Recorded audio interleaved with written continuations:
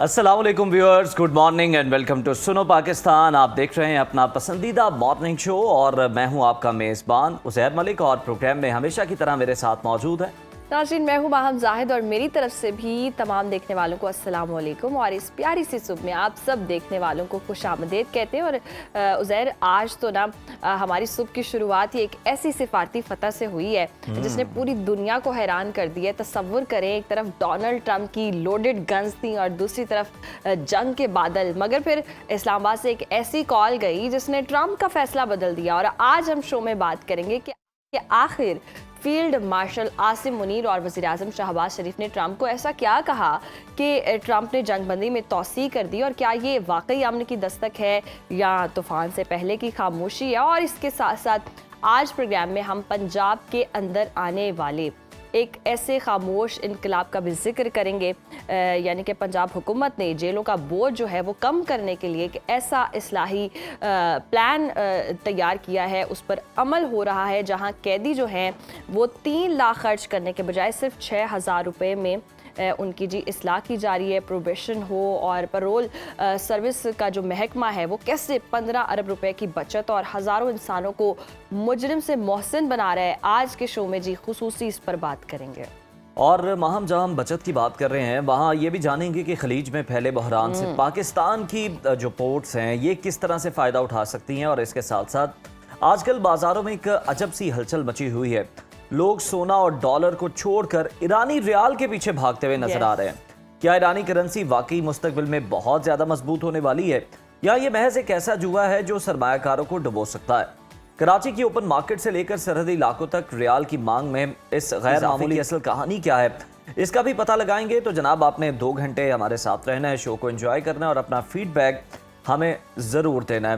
Programme का आगाज़ तो हम कर ही चुके हैं, तो मेरा ख्याल है आज मौसम का हाल वाल जो है जी वो पहले जान लिया जाए कि मुल्क के मुख्तलिफ शहरों में दर्जा हरारत क्या रहने वाला। जी बिल्कुल, आइए चलते हैं और देखते हैं कि जी मुख्तलिफ शहरों में क्या दर्जा हरारत रहने वाला।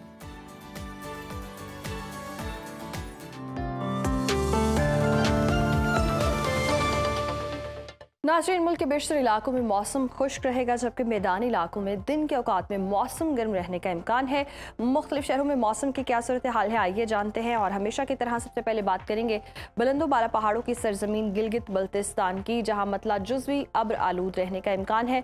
गिलगित का टेम्परेचर देख लेते हैं। यहाँ पर ज़्यादा से ज़्यादा दर्जा हरारत है 18 और कम से कम 8 डिग्री तक गिरने का इम्कान है, जबकि स्कर्दू में ज़्यादा से ज़्यादा टेम्परेचर हम देख रहे हैं 12 और कम से कम 2 डिग्री तक गिरने की तवक्को है। महकमा मौसमियात के मुताबिक आइंदा 24 घंटों के दौरान चंद मकामात पर हल्की बारिश हो सकती है।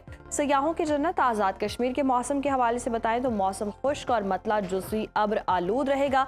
दारुल हुकूमत मुजफ्फराबाद का रुख करते हैं। यहाँ पर हम देख रहे हैं ज़्यादा से ज़्यादा दर्जा हरारत है 28 और कम से कम 16 डिग्री तक रहने का इम्कान है, जबकि श्रीनगर में ज़्यादा से ज़्यादा पारा है 23 और कम से कम 8 डिग्री तक गिरने की तवक्को है। मौसम का हाल बताने वालों ने आइंदा 24 घंटों के दौरान चंद मकामात पर हल्की बारिश का इम्कान जाहिर किया है। और अब आपके साथ शेयर करेंगे मेज़बानों की धरती यानी कि खैबर पख्तूनख्वा का मौसम, जहां हम देख रहे हैं सुबह के बेशतर अजला में मौसम खुश्क, जबकि मैदानी इलाकों में दिन के दौरान गर्म रहने का इम्कान है। सूबाई दारुल हुकूमत पेशावर की बात करते हैं। पेशावर में ज़्यादा से ज़्यादा दर्जा हरारत है 34 और कम से कम 21 डिग्री तक रहने का इम्कान है। सवात की बात करें, जिसे पाकिस्तान का स्विट्ज़रलैंड कहते हैं, यहाँ पर हम देख रहे हैं मैक्सिमम टेम्परेचर है 18 और मिनिमम 7 डिग्री तक गिरने का इम्कान है। और आइंदा 24 घंटों के दौरान चित्राल, दीर, सवात, कलाम, शांगला, बुनेर, कोहिस्तान और मालाकंड में हल्की बारिश और यालाबारी का इम्कान है।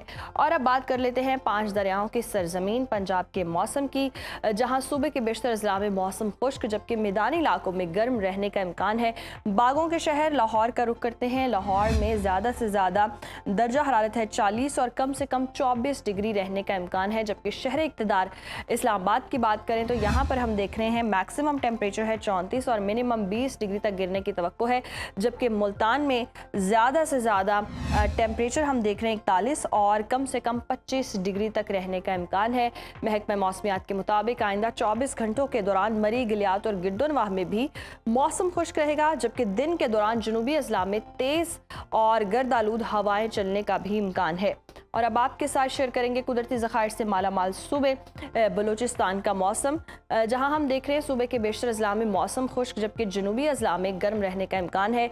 कोयटा की बात करते हैं, कोयटा में ज़्यादा से ज़्यादा दर्जा हरारत है 29 और कम से कम 15 डिग्री रहने का इम्कान है, जबकि महकमा मौसमियात के मुताबिक आइंदा 24 घंटों के दौरान दिन के दौरान तेज़ और गर्द आलूद हवाएं चलने की यहाँ भी तवक्को है। और अब आपके साथ शेयर करेंगे वादिये मेहरान का मौसम यानी कि सूबे सिंध का, जहां हम देख रहे हैं सूबे के बेशतर अजला में मौसम गर्म और खुश्क रहने का इम्कान है। शहर कायद कराची की बात करते हैं, यहाँ पर ज़्यादा से ज़्यादा टेम्परेचर है 33 और कम से कम 24 डिग्री रहने का इम्कान है, जबकि हैदराबाद में मैक्सिमम टेम्परेचर अगर हम देखें तो वो है 39 और मिनिमम 24 डिग्री रहने की तवक्को है। ताहम बाद दोपहर तेज़ और गर्द आलूद हवाएं चलने का यहाँ भी इम्कान है।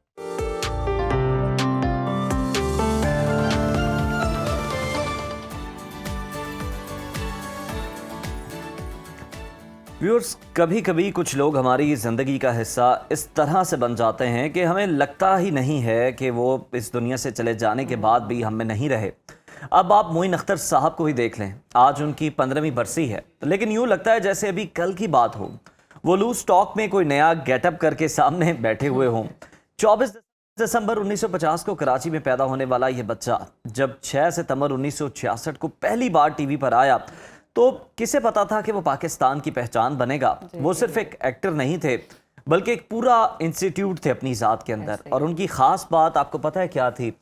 वो किसी को नीचा दिखाए बगैर हंसाना जानते थे। वो आजकल के दौर में शायद हम भूलते चले जा रहे हैं। उर्दू हो या फिर अंग्रेज़ी, सिंधी हो या पश्तो, बंगाली और गुजराती भी, वो ऐसे रवानी के साथ बोलते थे जैसे वो उनकी अपनी मादरी ज़ुबान। बिल्कुल उज़ैर, ऐसे ही है। और आपने ज़ुबानों की बात की है तो ये हैरत की बात है कि एक इंसान 7 से ज़ायद ज़बानों पर इतनी गिरफ्त रखता हो। मोइन अख्तर साहब लेजेंड अदाकार लहरी साहब से मुतासिर थे और शायद यही वजह है कि उनकी मिजाह में भी वही नफासत थी। और लूज टॉक में अनवर मकसूद साहब के साथ उनकी जोड़ी ने तो ऐसे रंग जमाया और जैसे कॉमेडी को एक नई रूह दे दी। हुकूमत पाकिस्तान ने भी उनकी खिदमात का एतराफ़ किया और 1996 में तमग़ा हुस्न कारकर्दगी मिला और फिर सितारे इम्तियाज़। लेकिन सच तो ये है कि उनका अवार्ड वो मोहब्बत है जो आज भी हर पाकिस्तानी के दिल में है। और आज 22 अप्रैल है, वही दिन जब 2011 में वो हमें उदास करके चले गए थे, मगर उनकी हंसी, उनके वो सैकड़ों रूप हमेशा हमारे साथ रहेंगे। मोइन साहब, आप जैसा ना कोई था और ना शायद कभी आएगा। और आज की सुबह की जिस तरह से हम बात कर रहे हैं, ये बड़ी मुनफरिद है, बहुत निराली है, क्योंकि ये कैसी खबर लेकर आई है जिसने पूरी दुनिया को हैरान कर दिया। हम सब जानते ही हैं कि डोनाल्ड ट्रंप के लहजे में कितनी सख्ती होती है, लेकिन उनका हालिया बयान के पाकिस्तान के सिपा सालार फील्ड मार्शल सैयद आसिम मुनीर और वज़ीर आज़म शहबाज शरीफ की दरख्वास्त पर जंगबंदी में तौसीक़ कर रहे हैं, लेकिन साथ ही ये भी कह रहे हैं कि फौज बम गिराने के लिए तैयार है। यानी एक तरफ दोस्ती का हाथ और दूसरी जानिब हमले की धमकी। क्या ट्रंप ऐसे ईरान से डील करने में कामयाब हो जाएंगे? इस पर सवालिया निशान। बिल्कुल ऐसे ही। और ईरान का रद्दअमल भी उज़ैर हमने देखा है बड़ा सख्त है। ईरानी स्पीकर के मुशीर मेहदी मोहम्मदी तो इसे ट्रंप की चाल करार दे रहे हैं और वो कहते हैं कि नाकाबंदी करना भी बमबारी जैसा ही है। अब सूरत हाल ये है कि पाकिस्तान एक पुल का किरदार अदा करे, लेकिन दोनों तरफ से खिंचाव कम नहीं हो रहा। और इस पेचीदा सूरत हाल को समझने के लिए आज हम डिस्कस भी करेंगे। हमारे साथ हैं ब्यूरो चीफ कामरान खान। बहुत शुक्रिया आपके वक्त का। Welcome to Suno Pakistan. कामरान, जिस तरह से हमने देखा इस्लामाबाद में बहुत गहमा गहमी रही, तैयारियां भी अरूज पर थीं और बड़ी हलचल थी। एक तरफ से जंगबंदी की बातें हो रही थीं, दूसरी तरफ से डोनाल्ड ट्रंप की बात करें तो वो धमकियां दे रहे थे और कहा यह जा रहा था जी दूसरा दौर जो है वो मुज़ाकरात का नतीजा खेज निकलेगा, कोई ना कोई बेहतर डील होगी, डोनाल्ड ट्रंप की जानिब से कहा जा रहा था। तो अब भी ऐसा क्या हुआ? कॉल की बहुत बातें हो रही हैं कि कॉल गई और सूरत हाल बदल गई और एक्सटेंशन मिल गई, क्या वजह बनी? जी शुक्रिया। देखिए, ये रात के 1 बजे ये डेवलपमेंट हुई और ये वो डेवलपमेंट थी जिसका के इंतज़ार भी किया जा रहा था और पूरी दुनिया जो थी वो इससे न चूँकि मुतासर हो रही थी, तो ये पूरी दुनिया के लिए एक बहुत बड़ी खबर थी। और वो खबर ये थी कि अमेरिका ने यकतरफ़ा तौर पर जंगबंदी को बढ़ाने के लिए, उसकी तौसी के लिए उन्होंने फ़ैसला कर लिया, अनाउंस कर दिया कि वो जंगबंदी जारी रखेंगे और उस वक्त तक ये जंगबंदी रहेगी जब तक कि ईरान की तरफ से कोई मुस्बत जो है वो तजवीज़ सामने ना आ जाए और ये जो डिस्कशन चल रही है, यानी ये जो टॉक्स चल रही हैं, ये जो पीस प्रोसेस चल रहा है, ये कंक्लूड ना हो जाए। तो न सिर्फ ये कि जंग बंदी का ऐलान हुआ है, मतलब मुस्बत बात यह है कि न सिर्फ ये कि जंग बंदी का ऐलान हुआ है, बल्कि उसके लिए कोई टाइम पीरियड भी नहीं है, ओपन एंडेड है, यानी जब तक मुज़ाकरात नहीं हो जाते, कोई बेहतर डेवलपमेंट नहीं हो जाती, पीस प्रोसेस जो है वो नतीजा खेज नहीं हो जाता, तो उस वक्त तक ये जंग बंदी जो है वो रहेगी, जो कि बहुत हौसला अफजा और बहुत ही जिसे कहा जाता है कि अच्छी खबर है।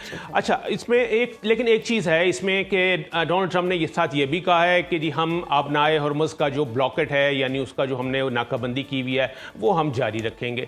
तो ये ज़रा यहाँ से ये वही वाली सूरत हाल हो जाती है कि वो दूध और मेंगने वाली, कि उन्होंने जो असल मसला था, यानी ये आबनाए हरमुज़ की जो नाकाबंदी थी, यही वो एक इशू था जिसकी बाइस ईरान ने इनकार किया था कि वो टॉक्स के लिए नहीं आएंगे।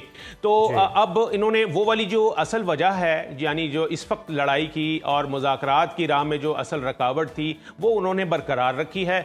और साथ ही लेकिन ये भी कह दिया है कि जी हम जंग बंदी जो है वो नहीं करेंगे। ईरान की तरफ से किसी मुस्बत पेशरफ्त जो है, किसी मुस्बत तजवीज़ की जो है, वो भी हमें उसका इंतज़ार रहेगा। और साथ साथ उन्होंने ये कहा है कि जब तक ये कंक्लूसिव नहीं हो जाते, ये जो डिस्कशन चल रही है, ये जो मुज़ाकरात चल रहे हैं, तो इससे ये अखज़ किया जा सकता है कि एक तो ये कि मुज़ाकरात की दरवाजे अभी भी खुले हुए हैं, और दूसरा ये कि ये जो पीस प्रोसेस चल रहा है, जिसकी के जो पाकिस्तान जिसके लिए जो है वो लेके चल रहा है as a messenger of peace और एज ए पीस मेकर के तौर पे, तो वो प्रोसेस जो है वो मौजूद है। देखिए, डोनाल्ड ट्रंप ने जब कल अपना ये वाइट हाउस से जारी किया है अपना ये ऐलान, तो उसमें उन्होंने बाकायदा नाम लेके ये कहा कि फील्ड मार्शल आसिम मुनीर और वज़ीर आज़म शहबाज शरीफ की दरख्वास्त पर, उनके कहने पर जो है ये मैं इसको जो है वो यानी जंग बंदी जो है वो कर रहा हूं। और ये यानी क्रेडिट शुरू से लेके आखिर तक जो है वो पाकिस्तान का ही है, फील्ड मार्शल का है, प्राइम मिनिस्टर का है। और इसमें और ये ड्यू क्रेडिट है, इसलिए कि ये वही कोशिशें थी, यानी कल से हमने देखा कि जब से ये खबरें आई थी कि ईरान की जानिब से गुरेज किया जा रहा है कि वो मुज़ाकरात की टेबल पर नहीं आ रहे, तो उस वक्त से जो है वो एक हमने देखा कि राब्तों का सिलसिला था, एक सिफारतकारी थी, एक दीदा और नादीदा जो हैं वो राब्ते थे जो कि हो रहे थे। और उन्हीं राब्तों की वजह से फिर ये हो सका है कि जब जंग बंदी ख़त्म होने में सिर्फ 3 घंटे रह गए थे, तो ये अनाउंसमेंट जो है वो सामने आ सकी। इसीलिए ये पूरा क्रेडिट जो है ये पाकिस्तान के लिए जाता है। बिल्कुल, ये क्रेडिट कामरान साहब पाकिस्तान का ही है। और हमने देखा भी कि जिस तरह से डोनाल्ड ट्रंप समेत पूरी दुनिया जो है वो इस मामले में पाकिस्तान की तारीफ कर रही है, मोतरफ है। लेकिन अगर हम ये देखें तो जो ये मामला चल रहा है, सीज़ फायर तो है, लेकिन ईरानी स्पीकर का बयान सुन ले, वो क्या गुफ्तगू कर रहे हैं। और वो ये कह रहे हैं कि जो आपने नेवल ब्लॉकेट लगाया है और जिस तरह से आपने टोस्का पर कार्गो जहाज़ पर कब्जा करने की कोशिश की है, उसे कब्जे में लिया है, ये एक्ट ऑफ वॉर है, ये बमबारी की तरह से ही वो इसको तशबीह दे रहे हैं कि ये जो एक तो आपने नेवल ब्लॉकेट लगाया हुआ है, हम इसको बमबारी ही समझते हैं। तो अब आपको क्या लगता है कि यकतरफा सीज़ फायर नज़र आता है अमरीका की तरफ से, क्या ईरान कोई ना कोई कार्रवाई कर सकता है? क्योंकि वो इसे वाज़े तौर पर कह रहा है कि ये सिर्फ अमेरिका की तरफ से सीज़ फायर है। जी बिल्कुल, आपने दुरुस्त कहा कि ईरान ने तो देखा जाए तो इस डोनाल्ड ट्रंप की इस स्टेटमेंट को जो है वो मुस्तरद किया है। उनका ये कहना था कि जी ये कोई चाल है। और अब्बास इराक्ची जो कि वज़ीर ख़ारजा हैं ईरान के, उनका भी गुज़िश्ता रात जो है वो बयान आया और उसमें उन्होंने यही कहा था कि ये जो ब्लॉकेट है और ये न सिर्फ ये कि सीज़ फायर की खिलाफ वर्जी है, यानी सीज़ फायर की न सिर्फ खिलाफ वर्जी हो रही है बल्कि ये जंगी जुर्म है।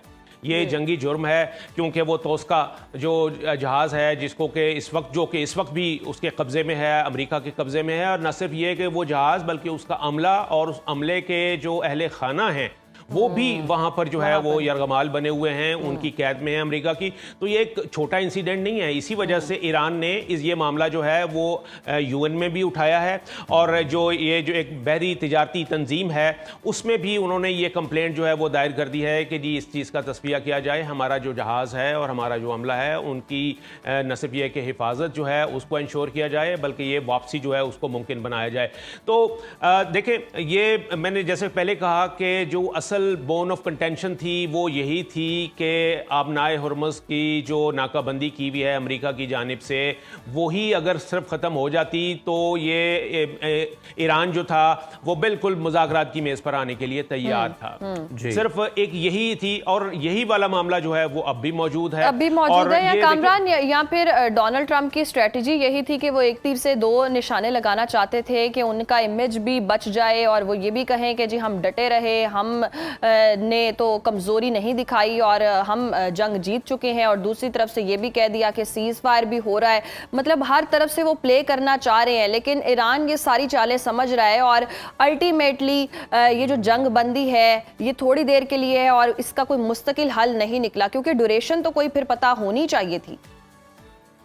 जी नहीं, इसको दोनों सूरतों में देख सकते हैं। एक तो ये कि अच्छी बात है कि कोई ड्यूरेशन नहीं है कि चलो ये मुज़ाकरात के लिए जो है वो एक ओपन एंडेड आपको टाइम फ्रेम जो है वो मिला हुआ है, तो इसमें अगर आज या कल की ताखीर भी हो जाती है तो उससे कोई फ़र्क नहीं पड़ता। दूसरा पहलू यही है कि जी आखिर इस मामलात को अगर समेटना है तो इसके लिए कोई टाइम फ्रेम भी होना चाहिए। तो देखें, लेकिन बात वही है कि अभी आपने खुद ही जिक्र किया माहम के ये डोनाल्ड ट्रंप की जो स्टेटमेंट्स हैं, एक तरफ वो कहते हैं कि जी मैंने ईरान को तबाह कर दिया है, उनका जो न्यूक्लियर सिस्टम है उसको मैंने डिसमेंटल कर दिया, सारा ख़त्म कर दिया। वो कहते हैं जी अमेरिकी जो ईरानी फ़ज़ाइया है वो ख़त्म हो चुकी है। वो कहते हैं जी ईरानी बहरिया जो है वो गर्क हो चुकी है समंदर में। तो फिर उसके बाद तो उन्हें तो कोई डर नहीं होना चाहिए। लेकिन यहाँ पर सूरत हाल ये है कि इसके बावजूद वो ये कहते हैं कि जी मैंने अपनी जो फोर्सेस हैं उनको कहा हुआ है कि जी आप तैयार बैठें। देखें, वो ये भी कह रहे थे आखिर वक्त तक, कल रात तक वो ये कहते रहे कि वो जंग बंदी में तोसी नहीं करेंगे, पाकिस्तान ने रिक्वेस्ट की, ईरान ने रिक्वेस्ट नहीं की उनसे कि आप जो है वो जंग बंदी करें। तो लेकिन उन्होंने फिर भी एकतरफा तौर पर जो है वो ऐलान कर दिया। तो डोनाल्ड ट्रंप जो है वो तो आपको पता ही है कि अनप्रेडिक्टेबल एक पर्सनैलिटी हैं और उनका कहना ना कहना जो है वो तकरीबन जो है उसके ऊपर कोई इतनी ज्यादा उसके ऊपर रिलायंस जो है वो नहीं की जाती।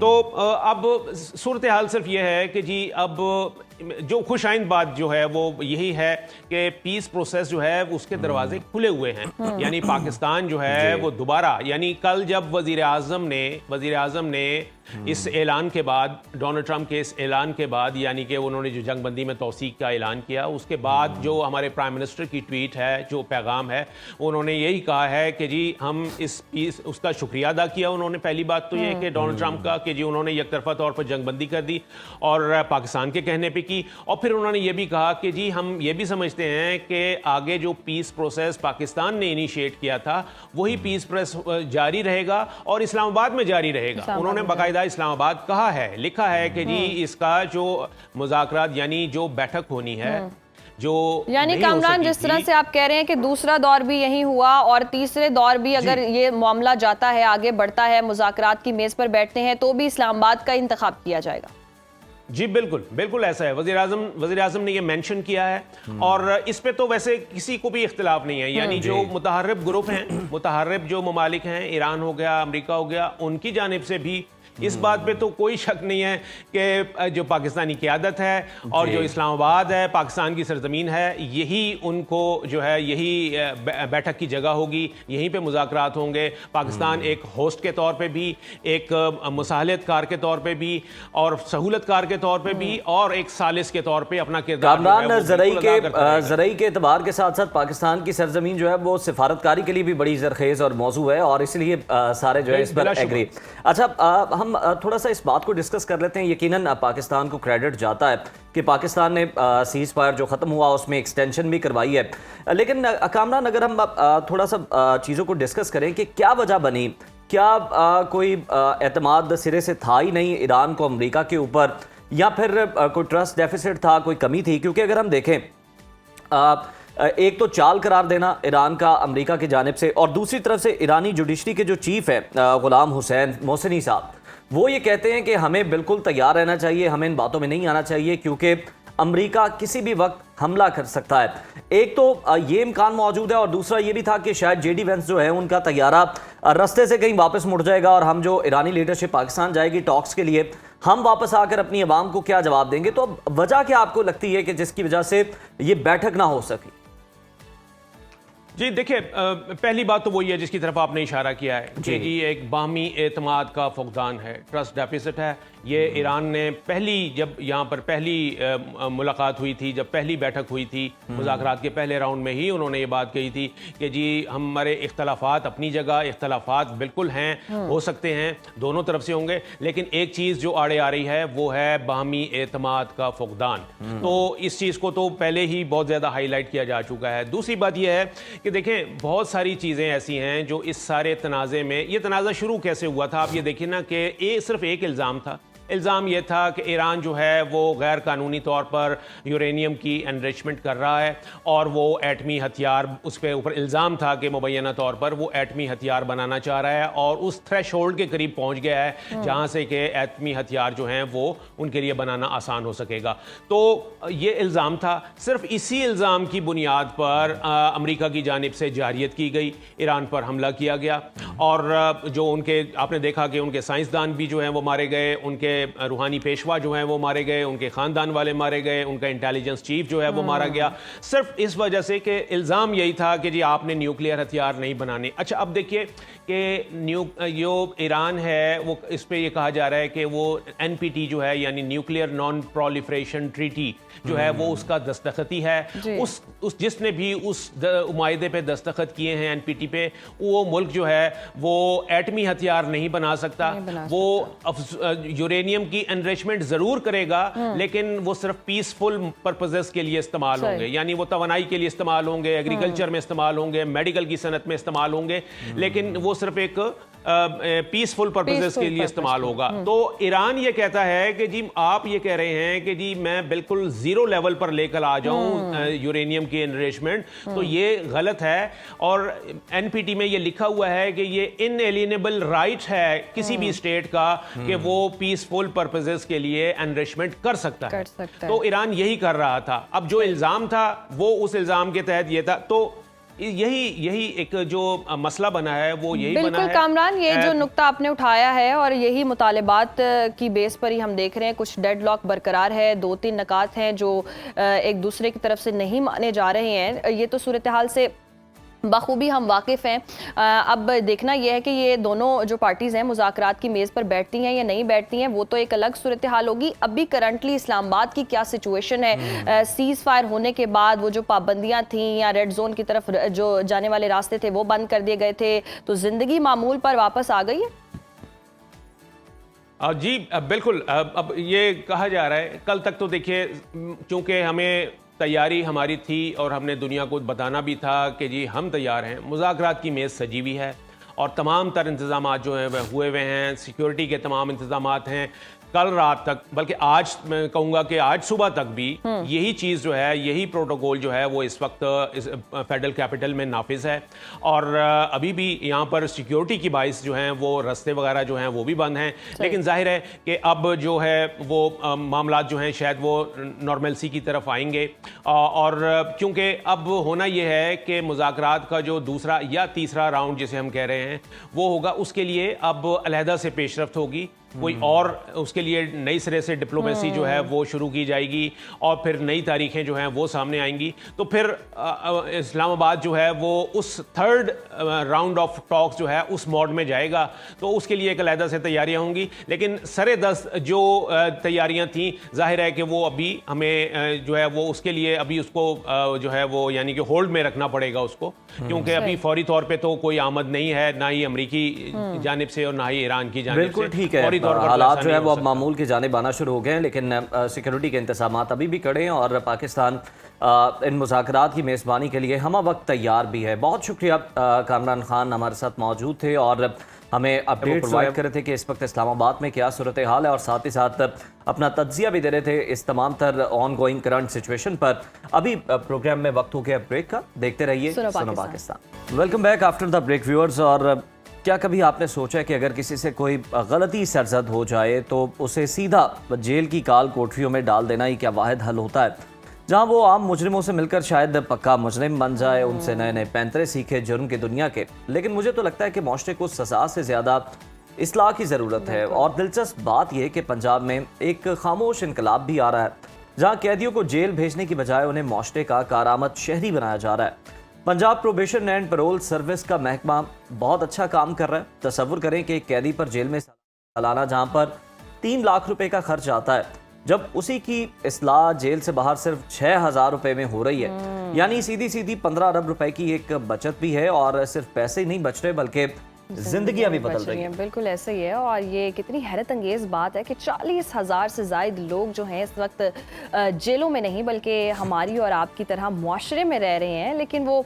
कड़ी निगरानी में है। और अपने नाजरीन को बताते चले कि ये निज़ाम इतना जदीद हो चुका है, OMS और GPS हाज़िरी जैसे डिजिटल सिस्टम इस्तेमाल हो रहे हैं, यानी टेक्नोलॉजी और इंसानी हमदर्दी का एक बेहतरीन मिलाप है। तो आज हमारे साथ DG Punjab probation and parole service Mohammad Shahid साहब मौजूद हैं। उनसे ही पूछेंगे कि ये जादुई तब्दीली कैसे मुमकिन हुई और कैसे जी इनकी इस्लाह की जा रही है। बहुत शुक्रिया आपके वक्त का। Welcome to Suno Pakistan. जिस तरह से हम देख भी रहे हैं कि कोई ना कोई किसी से गलती सरजद होती है तो डायरेक्ट जेलों की तरफ उनका रुख कर दिया जाता है, लेकिन ये इस्लाह करना, मुआशरे का हिस्सा बनाना और उनकी कड़ी निगरानी करना, ये सेटअप लगा कैसे, आइडिया आया कैसे और ये किस तरह से वर्क कर रहा है? जी बहुत शुक्रिया जी मुझे अपने टीवी चैनल पे इनवाइट करने का। We are really grateful. अच्छा, ये Punjab probation and parole service basically ये डिपार्टमेंट पार्टीशन से पहले का था। अच्छा। और वो समझ लें आम शहरी जो कि को माइनर क्राइम करते हैं, जैसे बिजली चोरी उन्होंने की, किसी बच्चे ने इम्तहान में नकल लगा ली, किसी ने रैश ड्राइविंग की, अच्छा। दरख्त काट दिए, शराब नोशी की, असले की नुमाइश की। तो ऐसे जो कॉन्वेक्ट्स होते हैं वो जब बोर्ड में उनका केस जाता है तो अदालत ये देखती है कि ये फर्स्ट टाइम ऑफेंडर है, इसने पहली दफ़ा गलती की है, तो बजाय इसके कि हम इसको जेल में भेज दें जहाँ को हार्डन क्रिमिनल्स के साथ मिलके इसका ट्रैक मज़ीद ख़राब हो जाए, तो वो उसको बजाय जेल में भेजने के वो प्रोबेशन पे भेज देती है। सही। तो प्रोबेशन 1 से 3 साल तक मैक्सिमम, 1 से 3 साल 3 साल तक। ठीक। तो वो हमारे डिपार्टमेंट के पास आ जाता है, Punjab probation and parole service. तो हमारा प्रोबेशन ऑफिसर कोर्ट से उसको ले आता है। इनफैक्ट वो जो शहरी होता है वो होता तो अपने घर में ही है, लेकिन उसने मैंडेटरी हमारे पास आना होता है महीने में मिनिमम 2 दफ़ा और इससे भी ज़्यादा। अच्छा, इसमें हम लोग फिर क्या करते हैं, हम लोग देखते हैं कि उसके पास स्किल सेट क्या है, उसकी एजुकेशन क्या है। यूजुअली ये लोग लेबरर्स होते हैं, अनएजुकेटेड होते हैं, तो हम लोग फिर देखते हैं कि इसने क्राइम किया क्यों उसकी, और दूसरा ये कि इसकी कौन सी ऐसी नीड असेसमेंट है जिसको एड्रेस करें तो ताकि सोसाइटी में दोबारा कारामद शहरी बने और दोबारा ये क्राइम ना करे। सही। तो उसकी हम रिस्क असेसमेंट और नीड असेसमेंट करते हुए उसका एक रेफर्मेटरी प्लान बनाते हैं, और अकॉर्डिंगली फिर हम उस रेफर्मेटरी प्लान में हम उसको सबसे पहले तो एक इंडिविजुअल काउंसलिंग करते हैं, ग्रुप काउंसलिंग करते हैं। उसके बाद हम लोग उसको डिफरेंट तरह की स्किल्स, फॉर एग्जांपल हम उसको लाइफ सेविंग स्किल्स के तौर पे रेस्क्यू 111122 उनको उसको ट्रेनिंग देती है, सिविल डिफेंस वाले ट्रेनिंग देते हैं, ट्रैफिक पुलिस वाले ट्रेनिंग देते हैं, सोशल वेलफेयर। तो जितने गवर्नमेंट के ये इस तरह के डिपार्टमेंट हैं उनके साथ हमारे एक कोलैबोरेशन का नेटवर्क है। This is how we try to उस जो एक ऑफेंडर है उसको हम इस तमीरी यानी सरगर्मियों के ज़रिए कोशिश करते हैं कि सोसाइटी में एक कारामद शहरी बन सके। तो आपने बहुत सही कहा कि ये डिपार्टमेंट को बहुत ज़्यादा लोग इसलिए नहीं जानते कि ये उस तरह का कोई एसेंशियल सर्विस का डिपार्टमेंट नहीं है गवर्नमेंट का। ये तो वो है कि जिसने कोई गलती की उसको पता चलता है, और उसको भी उस वक्त पता चलता है जब FIR हो जाती है तो उसका वो वकील के पास जाते हैं, तो वकील फिर जब उसे कोर्ट में लेके जाता है तो then one comes to know कि ये भी कोई डिपार्टमेंट है। लेकिन ऑफ लेट 2019 में ये जो हमारा एक्ट बन गया, Punjab probation and parole service act, जिसके बाद से ये तमाम एक समझ लें कि तब्दीलियाँ हुई। आखिरी बात मैं ये कहूँगा एज ए इंट्रोडक्शन कि पिछले 2 साल में इस डिपार्टमेंट ने एक टोटल IT सावी है, यानी पेपरलेस डिपार्टमेंट है, और it is one of the only departments as for now जो कि अडेप्टिव AI पे चला गया। अच्छा जी, जबरदस्त। अच्छा शाहिद साहब, हमें ये भी बताएं कि इस वक्त कितने प्रोबेशनर आपके पास मौजूद है, और ये जो बच्चे हैं इनका मामला भी जुवेनाइल वाला ही होता है, और किस एज से किस एज तक होता है जो कि आपके डिपार्टमेंट को रेफर किए जाते हैं कोर्ट की तरफ से? इस वक्त टोटल नंबर हमारे पास एज वी स्पीक 40,000 है अक्रॉस पंजाब। सबसे ज़्यादा बहावलपुर डिवीज़न में है, उसके बाद क्या वजह? अच्छा ये भी दिस इज वेरी कोई स्टोरी भी इस तरह की टची आपके पास होगी, वो भी शेयर करें, अच्छा, जिसको आपने कोई उसका कोई दुख दर्द दूर किया हो, उसका कोई मसला हल किया और वो एक बेहतर शहरी बन के सामने आया। जी जी जी, this is very pertinent question कि वाई बहावलपुर में इससे ज़्यादा। इनफैक्ट अगर देखा जाए कि ये क्राइम की पॉकेट्स हैं। अच्छा, बहावलपुर में हिस्टोरिकली मैंने डाटे का जब हमने एनालिसिस किया, हमारा जो ऑफेंडर्स मैनेजमेंट इंफॉर्मेशन सिस्टम है जहाँ तमाम ये डाटा है, तो ये पता चलता है कि ये माइनर क्राइम जो है यूजुअली उन इलाकों में होते हैं जहाँ पे स्टेट की रेट नहीं होती। अब बहावलपुर डिवीजन एक लीनियर डिवीजन है, डिस्पर्स्ड पॉपुलेशन है, ज़्यादा रूरल एरिया है, तो उसमें लोग, चूंकि ये क्राइम किसी बंदे के खिलाफ नहीं होता, स्टेट के खिलाफ होता है। गाड़ी तेज कराई किसी बंदे के खिलाफ नहीं चलाई, वो स्टेट के किसी एक्ट की वायलेशन की, बिजली चोरी की, तो स्टेट के अगेंस्ट ये क्राइम है। तो स्टेट की रेट नहीं होती यूजुअली रूरल एरियाज में, तो अकॉर्डिंगली वहाँ पे ये ज़्यादा है। शहरों के अंदर जो अर्बन सेंटर्स हैं जैसे लाहौर है, इसमें जो है वो हीनस क्राइम ज़्यादा है, जिनके लोग प्रोबेशन पे नहीं आते, वो जेलों में जाते हैं। अगला आपका सवाल मलिक साहब कि कोई सक्सेस स्टोरी तो हमारी अल्हम्दुलिल्लाह अक्रॉस पंजाब बहुत ज़्यादा है, लेकिन मैं आपसे ये शेयर करूँ कि एक पढ़ा लिखा बंदा था, NCA में पढ़ता था, या यंग स्टूडेंट था, तो वो लाइक ड्रग्स में चला गया, जैसे आजकल ये it's a very serious issue. तो वो लेकिन जब कोर्ट में गया तो कोर्ट ने देखते हुए कि इसका अच्छा कैरियर है तो वो आ गया हमारे, तो हम लोगों ने उसको बिल्कुल रिफॉर्म किया। तो वो it was difficult for us, लेकिन भरा it was a consistent effort. तो अल्हम्दुलिल्लाह वो बंदा जो कि सेकंड ईयर में ड्रॉप हो रहा था, हम लोगों ने जाके उनके जो वाइस चांसलर हैं उनसे भी बात की, तो अकॉर्डिंगली वो know he is a successful. Age group भी हमें बता दें कि मिनिमम टू मैक्सिमम किस एज तक आपको आपके डिपार्टमेंट को रेफर किया जाता है? इसमें थैंक यू वेरी मच, इस पे एज का कोई नहीं है, जुर्म तो कोई भी कर सकता है, कोई जुवेनाइल भी हो सकता है। फर्स्ट टाइम जो करेगा ये चीज़ है, ये चीज़ है ऑफ कोर्स, सबसे पहले फर्स्ट टाइम, और कुछ रिपीटर्स भी होते हैं, लेकिन 95% फर्स्ट टाइम ऑफेंडर्स हैं, क्योंकि कोर्ट भी देखती है ना, पहली दफ़ा किया, एक मौका मिलना चाहिए। और दूसरा एज की बात, इसमें मेल भी हैं, फीमेल्स भी हैं। इन 40,000 में लाइक 170 के करीब फीमेल्स हैं, और तकरीबन इसी तरीके 200 के करीब हमारे जुवेनाइल्स में जो छोटे बच्चे हैं। अच्छा शाहिद साहब, जिस तरह से आपने मिसाल भी दी कि NCA का वो बच्चा था और जिस तरह से उसकी इस्लाह की गई, इस्लाह करने के तरीक़ाकार क्या हैं ताकि उनको जो मुआशरे का आप हिस्सा बनाते हैं, किस तरह से काउंसलिंग होती है, किस तरह स्टेप बाय स्टेप वो इस प्रोसेस से गुजरते हैं और एक बाइज़्ज़त मुआशरे का हिस्सा भी बनते हैं? और दूसरा ये भी बताइएगा कि किस तरह की जिस तरह के वाक़यात कुछ इस तरह के हों कि एक बंदे का आपने फुली तौर पर वो काउंसलिंग भी होगी, हर चीज़ होगी, मुआशरे का हिस्सा बन गया, और दोबारा उसने अगर कोई क्राइम किया हो या एक्ट किया हो तो फिर क्या पॉलिसी आपको? देखिए, जो रिफॉर्म के तरीक़ाकार हैं, सबसे पहले तो इंडिविजुअल काउंसलिंग होती है। हमारे जो ऑफेंडर्स रेफॉर्मेशन सेंटर्स इस गवर्नमेंट ने अक्रॉस पंजाब पिछले 2 साल में बनाए हैं, उसके अंदर एक इंडिविजुअल काउंसलिंग रूम है। सबसे पहले जो हमारा प्रोबेशन ऑफिसर है, उसकी सोशल इन्वेस्टिगेशन रिपोर्ट बनाते हैं, SIR, ठीक है, कि कौन से वो हालात थे जिसमें इसने जुर्म किया है, इसकी फैमिली में कितने मेंबर्स हैं, इसके एजुकेशन का लेवल क्या है।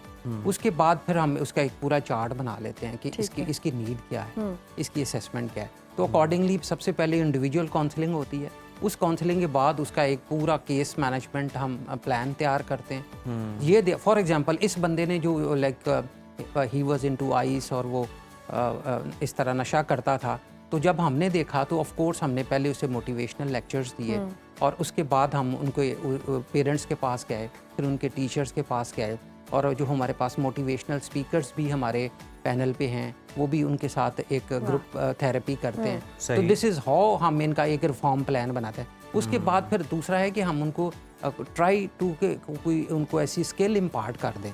ये तो चलें, एक स्टूडेंट था, लेकिन यूजुअली लोग ये अगर मेरे से पूछें 40,000 के अंदर 80% जो लोग हैं वो अनपढ़ हैं, यानी वो लोग हैं जो इकोनॉमिक कंडीशंस की वजह से जुर्म करते हैं। वन वेरी इंपॉर्टेंट फैक्टर अपने ऑडियंस के लिए, इस 40,000 में तकरीबन 19-20 हज़ार सिर्फ बिजली चोरी वाले, ये परसेंटेज सबसे ज़्यादा है। और उसके बाद फिर आपकी प्राइस जो एक्ट की वायलेशन कर महंगी चीज़ें बेचते हैं। अच्छा, दूसरा इसी तरह जो शराब नोशी वाले हैं वो सेकंड और थर्ड के ऊपर है। लेकिन ऑफ कोर्स अब बिजली चोरी क्यों ज़्यादा है, ऑफ कोर्स लोगों की इकोनॉमिक कंडीशन ऐसी नहीं है, तो whenever they get an opportunity they वो जो बिजली। अच्छा शाहिद साहब, हमें ये बताएं कि जिस तरह से आप बता रहे हैं कि महीने में 2 दफ़ा उन्हें आपके पास आना होता है, किस तरह से इनकी निगरानी की जाती है, किस तरह से इनकी सर्विलेंस की जाती है कि दोबारा ये कोई इस तरह का जुर्म ना करे, और साथ ही साथ आप इनकी इस्लाह किस तरह से कर रहे होते हैं, क्या प्लान बनाया होता है? अच्छा, ये दो मिनिमम तो ट्वाइस अ मंथ होता है, लेकिन वो ट्वाइस अ मंथ मिनिमम है। अगर हम देखें कि उसकी ज़रूरत ज़्यादा है तो हम ज़्यादा दफ़ा भी आ सकता है हमारे पास। और दूसरी बात ये है कि वो जैसे मैंने पहले आपसे शेयर किया कि हम लोग उसका पूरा एक नीड असेसमेंट करते हैं, उसका रिस्क असेसमेंट करते हैं, पूरा एक चार्ट उसकी मैपिंग करते हैं, उसके बाद उसका पूरा एक रिफॉर्म प्लान बनाते हैं। तो this is an ongoing process. और दूसरी बात ये है कि ये हमारा ऑफेंडर्स मैनेजमेंट इंफॉर्मेशन सिस्टम के अंदर ये आके अपनी बायोमेट्रिक अटेंडेंस लगाते हैं, और उसकी तभी तो इनकी विजिबिलिटी होती है कि। और दूसरी बात ये कि अगर वो लेट से he is not mending his way किसी तरह का, तो फिर हम लोग उसकी प्रोबेशन को कैंसिल भी करा देते हैं। हम कोर्ट में जाके कहते हैं, क्योंकि जब हम कोर्ट से ऑर्डर के जुडिशियल ऑर्डर है प्रोबेशन में हमारे पास आता है, तो जो फॉर्म फिल करके मेरा प्रोबेशन ऑफिसर उसको लेके आता है, तो उसकी हम वायलेशन अगर करें तो हम कोर्ट के पास वापस जाते हैं कि ये वायलेशन कर रहा है, तो आपका ये बॉन्ड कैंसिल कर दें, तो इसको जेल में भेज दें। अच्छा शाहिद साहब, जिस तरह से आपने टेक्नोलॉजी का भी जिक्र किया कि किस तरह से इस्तेमाल की जा रही है, फिर उनकी हाजिरी वगैरह भी लगती है, इन केस कभी ऐसा हो कि कोई प्रोबेशनर है और वो गायब हो गया निगरानी के दौरान ही, फिर वो ट्रेस कैसे किया जाता है उसको, क्या सिस्टम? देखिए वो सोसाइटी में हमारे पास उनके एड्रेसेस होते हैं, उनका लाइक हमारा ऑफेंडर्स मैनेजमेंट इंफॉर्मेशन सिस्टम के काफ़ी हिस्से हैं जिसमें उसकी इंडिविजुअल इंफॉर्मेशन, अच्छा उसका क्राइम रिकॉर्ड सारा। अच्छा। हमारा जो ऑफेंडर्स मैनेजमेंट इंफॉर्मेशन सिस्टम है, it is integrated with police management information system, it is integrated with prison management information system. Of late इसकी इंटीग्रेशन जो है वो जुडिशरी के साथ हो रही है, तो हम पूरा मैप करते हैं। यूजुअली ये नहीं होता कि कोई एस्केप कर जाए, ऐसे केसेस नहीं होते। अलबत्ता जो वायलेशन करे हमारे बॉन्ड की, तो ऑफ कोर्स हम we go back to the court, क्योंकि वो कोर्ट की जो बिल्कुल फिर अदालत जाते हैं और फिर पुलिस का काम है उसको तलाश करना दोबारा से, और फिर अदालत फैसला करती है। अच्छा शाहिद साहब, एक वैसे लोगों के ज़हनों में ये कॉन्सेप्ट आ रहा होता है, लोगों ने मूवीज़ में भी बहुत देखा होता है कि कैदी गया है तो जेल में उससे मुशक्कत करवाई जा रही है, काम करवाया जा रहा है, कोई ना कोई स्किल सिखाया जा रहा है कि जब ये आज़ाद हो तो जाके अपना रोज़गार कमा सके, अपनी फैमिली को सपोर्ट कर सके। लोगों का भी तसव्वुर यही है कि शायद आपके डिपार्टमेंट भी कुछ इस तरह का है कि ये जो ऑफेंडर्स हैं ये आपके हवाले कर दिए जाते हैं, आप इन्हें कोई टेफ्टा जैसे इदारों से या फिर और कोई इस तरह के इदारे हैं वहाँ पे, जिस तरह रेस्क्यू 1112 आपने मेंशन किया, आप इनकी ट्रेनिंग करवाते हैं और कोशिश करते हैं कि ये भी कारआमद शहरी बन सके। लेकिन आप बता रहे हैं कि तरीका ज़रा मुख्तलिफ है, पैरालल है, ज़रा इसकी वजाहत करें, इसको ज़रा तफसील से बयान करें ताकि देखने वाले समझ सकें। अच्छा, ये दिस इज़ वेरी इंपॉर्टेंट। इसी गवर्नमेंट ने पिछले 2 साल में ये देखा कि इंटरनेशनल मॉडल्स क्या हैं प्रोबेशन में, दूसरे मुल्कों में कैसे, अच्छा, कम्युनिटी सर्विस करवा ली जाती है। Exactly, yes. तो ये देखा गया कि भाई ये पाकिस्तान के अंदर तो सिर्फ इंडिविजुअल काउंसलिंग हो गई, ग्रुप काउंसलिंग हो गई जी, लेकिन कम्युनिटी सर्विस का कॉन्सेप्ट नहीं था। तो इस गवर्नमेंट ने पिछले 1.5 साल में कानून के अंदर तब्दीली लाए, एक नया सेक्शन लाए, जैसे तरक्की याफ्ता मुल्कों में होता है, तो कम्युनिटी सर्विस मैंडेटरी कर दी। अब जो भी एक जज ऑर्डर करता है वो लिख देता है कि भाई ये पढ़ा लिखा आदमी है, ये स्कूल में पढ़ाएगा, लाइक 1 महीने में इतने घंटे, ये बंदा लेबरर है तो ये बंदा जो है ना लेबर करेगा महीने में इतने। तो अब अक्रॉस पंजाब ये हो रहा है कि जितने प्रोबेशनर हमारे पास आ रहे हैं, एक हिस्सा तो उनका काउंसलिंग है, दूसरा है हम उससे मैंडेटरी कम्युनिटी सर्विस लेते हैं, मस्जिदों में सफाई करते हैं, प्लांटेशन जो इस वक्त क्लाइमेट चेंज की वजह से हमारी प्रायोरिटी है गवर्नमेंट की, हमारे डिपार्टमेंट की सबसे ज़्यादा हम प्लांटेशन करते हैं। लाइकवाइज अगर हॉस्पिटल्स के अंदर हम लोग 50 का पूरा ग्रुप बना के ले जाते हैं, और हम हॉस्पिटल्स की सफाई करते हैं, वहाँ पे जो पेशेंट्स होते हैं उनको हम वो सर्विस देते हैं कि अगर किसी की कोई व्हील चेयर को पुश करना हो, तो इस तरीके की ड्यूटी। एक तो दिस इज़ वेरी इंपॉर्टेंट। अच्छा, एक आपके साथ मैं ये शेयर करना चाहूँगा, बड़ा इम्पोर्टेंट है लोगों के लिए भी समझना कि अगर एक बंदा जुर्म करता है तो ये प्रोबेशन पे आने का उसको फ़ायदा ये होता है कि उसका एक रिकॉर्ड नहीं बनता, एक मुजरमाना रिकॉर्ड नहीं बनता। अच्छा, वो कॉन्वेक्ट जो होता है वो कन्वेक्ट होता है कोर्ट की नज़र में, ठीक है, लेकिन सोसाइटी की नज़र में और पुलिस की नज़र में वो कॉन्वेक्ट नहीं होता। तो दैट इज़ वाई ये बड़ा ज़रूरी है उन लोगों के लिए समझना कि जैसे वो मुकम्मल कर लेता है प्रोबेशन, हम फौरी तौर पे एक लेटर लिख देते हैं जुडिशरी को और एक पुलिस को कि इसका जो है ना ये FIR खत्म कर दें और उसका ये रिकॉर्ड नहीं होना चाहिए। तो यानी कि उनके पास चांस होता है सुधरने का, और वो मौके सारे आप फराहम करते हैं और उनकी इस्लाह की जाती है। अच्छा, लास्टली बता दीजिएगा मुस्तकबिल में आप लोगों के क्या प्लान्स हैं प्रोबेशन और पैरोल को लेकर, क्या इस्लाहात की जा रही हैं और किस तरह से मज़ीद इस डिपार्टमेंट को बेहतर बनाया जाए? अच्छा जी, हमारा टारगेट इनफैक्ट ये है कि by the end of this year हम इस नंबर को 60,000 लेके जाएंगे, बिकॉज गवर्नमेंट के लिए एक जो बहुत बड़ा इस वक्त एक चैलेंज है वो ये है कि जेलों के ऊपर लोड कम करना है। 70,000 इनमेट्स हैं जेलों के अंदर, जिसके अंदर 40,000 तो एक्चुअल प्रिजनर्स हैं, लेकिन बाकी रिमेनिंग जो हैं वो अंडर ट्रायल प्रिजनर्स हैं। तो अच्छा, वो ओवरबर्डनड है। तो अब प्रायोरिटी गवर्नमेंट की ये है कि बजाय इसके कि हम लोग जेलों में लोगों को भेजें, तो ऐसे क्राइम्स जो अभी तक प्रोबेशन में शामिल नहीं हैं उनको भी इसमें लाया जा सके, सो दैट ज़्यादा से ज़्यादा लोग प्रोबेशन। तो ये गवर्नमेंट का एक हमारा चैलेंज है जिसको हम एड्रेस कर रहे हैं कि हम 60,000 के करीब लेके जाएंगे। और अकॉर्डिंगली इस वक्त जेलों के अंदर जो लोग हैं जो माइनर क्राइम में लेकिन बहुत हीनस में नहीं, तो हमने वो भी लिस्टें गवर्नमेंट ने बनवाई हैं। तकरीबन 11,000 ऐसे लोग हैं जो इसको जेलों से निकाल के हम प्रोबेशन पे ला सकते हैं। तो गवर्नमेंट का उधर, तो जैसे आपने अपने इंट्रोडक्शन में बहुत आपने फिटिंगली बताया कि बहुत ज़्यादा, यानी जब एक बंदे को आप 24 घंटे जेल में रखते हैं बहुत खर्चा आता है, जबकि हमारे कम आता है। बिल्कुल बिल्कुल शाहिद साहब, टू वे ट्रैफिक है। हम देख रहे हैं कि एक जानिब गवर्नमेंट की भी बचत हो रही है, गवर्नमेंट का पैसा भी बच रहा है और साथ ही साथ जेलों पे लोड भी कम हो रहा है, और जो ये इस तरह के फर्स्ट टाइम के ऑफेंडर हैं उनको भी एक तरह से सहूलत मिल जाती है और जेलों में नहीं जाना पड़ता उन्हें। अच्छा, हमें ये बताइएगा कि हमें ये भी पता चला है कि 1500 के करीब आपके जो डिपार्टमेंट से ये लोग इस तरह के ऑफेंडर्स निकले हैं, इन्हें रज़ाकार के तौर पर भी भर्ती किया गया है। ऐसे लोगों को रज़ाकार, आपको पता है कहीं ना कहीं फिर ड्यूटी भी लग जाती है, कोई रमज़ान आ गए हैं, कोई इस तरह के और त्यौहार हैं, तो ऐसे लोगों को सिक्योरिटी ड्यूटी पे लगा देना, क्या ये सेफ़ है, रिस्की तो नहीं है ये? ये बात बिल्कुल ठीक है। ये जब लास्ट मई में जब ये हमारी वॉर हुई इंडिया के साथ, तो हमारा जो ये जो सिविल डिफेंस एक बड़ा इम्पोर्टेंट एक डिपार्टमेंट है, होम डिपार्टमेंट का एक अटैच डिपार्टमेंट है, तो तब ये समझा गया कि उसके अंदर ज़्यादा से ज़्यादा इस गवर्नमेंट ने और इस गवर्नमेंट के जो मौजूदा सेक्रेटरी हैं डॉक्टर अहमद जावेद काजी साहब, उन्होंने लीड किया और मुख्तलिफ जगह पे उन्होंने इसकी इनरोलमेंट की। तो अकॉर्डिंगली हमने भी कहा कि हमारे जो हैं और जो आपका इनको भी इनलिस्ट किया जाए ताकि रज़ाकार के तौर के ऊपर, तो हम लोगों ने भी थाउजेंड्स ऑफ हम लोगों ने रजिस्टर किए। अब सवाल ये है कि क्या ये इस तरह की ड्यूटी के लिए फिट हैं या नहीं है, या कितने को रिस्क हैं। अगेन जैसे मैंने कहा कि ये फर्स्ट टाइम ऑफेंडर्स हैं, ये उस तरह की हीनस क्राइम भी नहीं किया हुआ, और सोशल कॉज में अभी देखें जब हम कम्युनिटी सर्विस के लिए बुलाते हैं तो दे आर वेरी फोर्थकमिंग, बड़े खुश होते हैं कि अच्छा हम प्लांटेशन कर रहे हैं सोसाइटी में, को मस्जिदों की सफाई में वो बड़ा खुश होते हैं, हॉस्पिटल्स में जाके इस तरह की सोशल सर्विस में दे आर वेरी हैप्पी। तो इसी तरह ये जो सिविल डिफेंस के अंदर हमने इनको रजिस्टर किया, so they are very and they are very यानी विलिंगली इसको वो कंट्रीब्यूट कर रहे हैं। अच्छा शाहिद साहब, ख़वातीन के लिए क्या डिफरेंट प्रोटोकॉल्स हैं, किस तरह से स्पेशल उनको ट्रीट किया जाता है और किस तरह के क्राइम वो करती हैं या प्रोफेशनल कौन से सिखाए जाते हैं? ये जी दिस इज़ वेरी इंपॉर्टेंट। जैसे मैंने कहा कि 40,000 में अभी तो 170 के करीब ख़वातीन हैं और इनमें कोई जुवेनाइल नहीं है, यानी कोई 16 ईयर से कम नहीं है। अच्छा, ख़वातीन भी ज़्यादातर अगर देखा जाए तो वो बिजली चोरी या छोटा मोटा लड़ाई झगड़ा इसके अंदर वो, अच्छा कुछ थोड़ी सी यानी उसमें भी आती हैं ये जो नशा करने वाली है इसमें।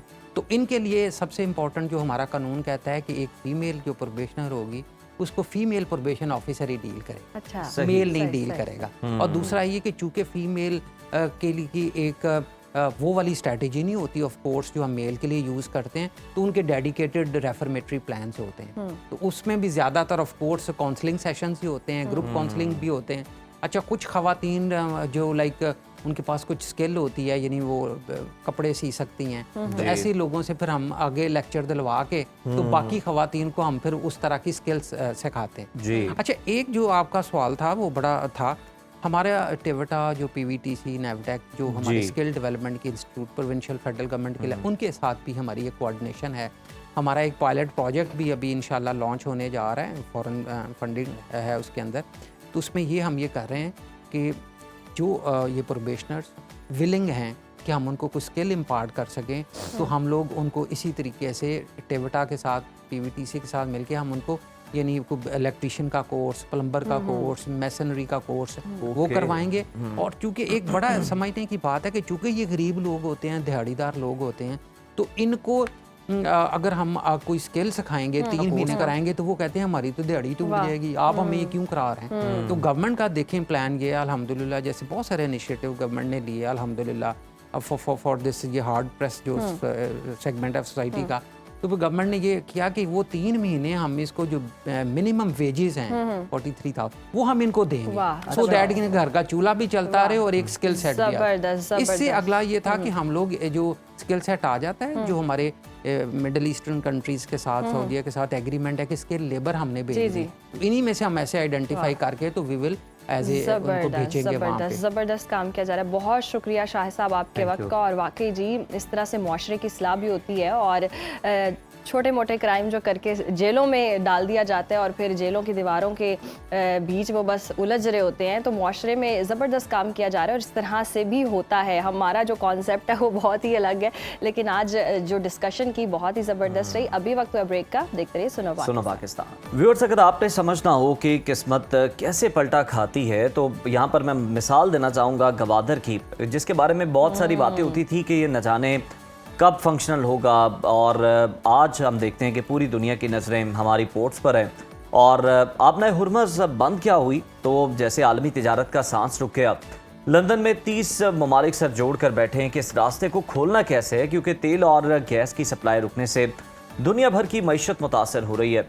बरतानिया और फ्रांस तो बाकायदा अस्करी इत्तेहाद बना रहे हैं, लेकिन इस सारी सूरत हाल में जो चीज़ सबसे ज़्यादा हैरान कुन है वो है पाकिस्तान का स्ट्रेटेजिक मकाम। खलीज की तमाम बंदरगाहें तो हुर्मुज़ की कैद में हैं, जबकि हमारे पास खुला समंदर है। ऐसा ही है। और आपने सही कहा है, ये तो वही बात है हुई कि बहरान में भी मौका छुपा होता है। वैसे तो ये आलमिया है, मगर पाकिस्तान के लिए अपनी सलाहियत मनवाने का वक्त है। और आप सोचें, शिपिंग इंश्योरेंस जो है वो 300% बढ़ गई है। जहाज़ मालिकान परेशान है कि जाएं तो जाएं कहाँ। ऐसे में गवादर ने पहली बार 10,000 से ज़ायद जी कंटेनर्स जो है वो हैंडल करके रिकॉर्ड बनाया। और कराची पोर्ट ने सिर्फ 24 दिनों में इतना काम किया जितना पूरे साल में होता था। तो ये जो ब्लू इकॉनमी का ख्वाब हम देखते थे वो अब हकीकत बनता हुआ नज़र आ रहा है। और क्या हम वाकई उस सुनहरी मौके से फ़ायदा उठा रहे हैं जो हमें मिल रहा है, या सिर्फ वक्ती तौर पर ही फ़ायदा उठाया जा रहा है। इसी अहम मौजू पर बात करने के लिए हमारे साथ मौजूद हैं माहिर उमूर तहरीक जवानान पाकिस्तान अब्दुल्ला हमीद गुल साहब, और अमेरिका से जी सहाफ़ी जो हैं दुर्र अकरम साहिबा भी हमें ज्वाइन कर चुके हैं। आप दोनों मेहमानों का शुक्रिया।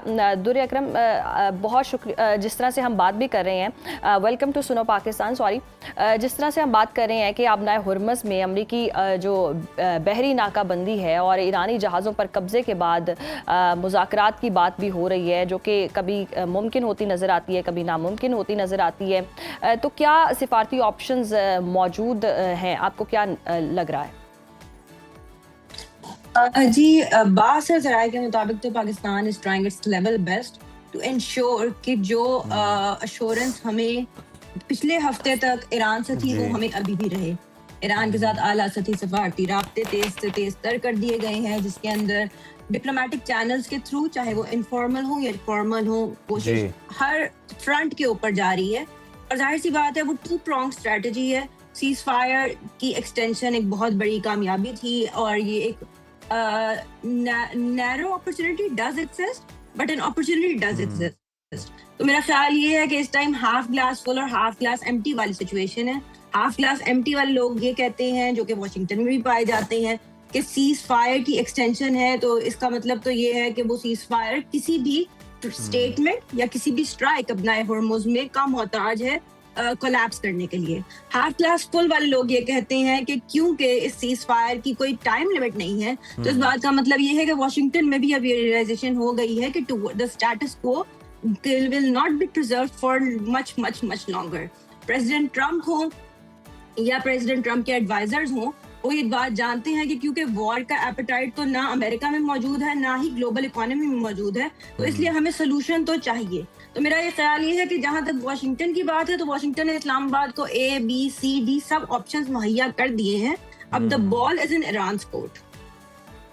बिल्कुल ठीक है। अच्छा दुर अकरम, हमें ये भी बताइएगा कि अगर ईरान, जिस तरह से आपने कहा कि अब गेंद जो है वो ईरान के कोर्ट में है, ईरान अगर आइंदा चंद रोज़ तक मुज़ाकरात बारे कोई फैसला नहीं करता तो क्या लगता है आपको ट्रंप हमला करने में दोबारा संजीदा हैं? क्या अमेरिका के अंदर सोच पाई जाती है?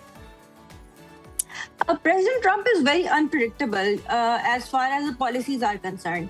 ये तासुर अमेरिकी अवाम में भी है, ये तासुर अमेरिकी मीडिया में भी है और ये तासुर इंटरनेशनल मीडिया में भी है। इसीलिए शायद no one really wants the situation to get worse than it is. कोई भी ये नहीं चाहता कि सिचुएशन को दोबारा कोई ट्रिगर मिले। तो जाहिर सी बात है, चाहे पाकिस्तान हो, चाहे यूएसए हो, चाहे यूरोपियन यूनियन हो या चाहे यूनाइटेड नेशंस हो, तमाम पीस कीपिंग बॉडीज भी और तमाम पीस कीपिंग स्टेट्स भी इस टाइम चाह तो यही रही है कि ईरान की तरफ से भी स्टेप उठाया जा सके।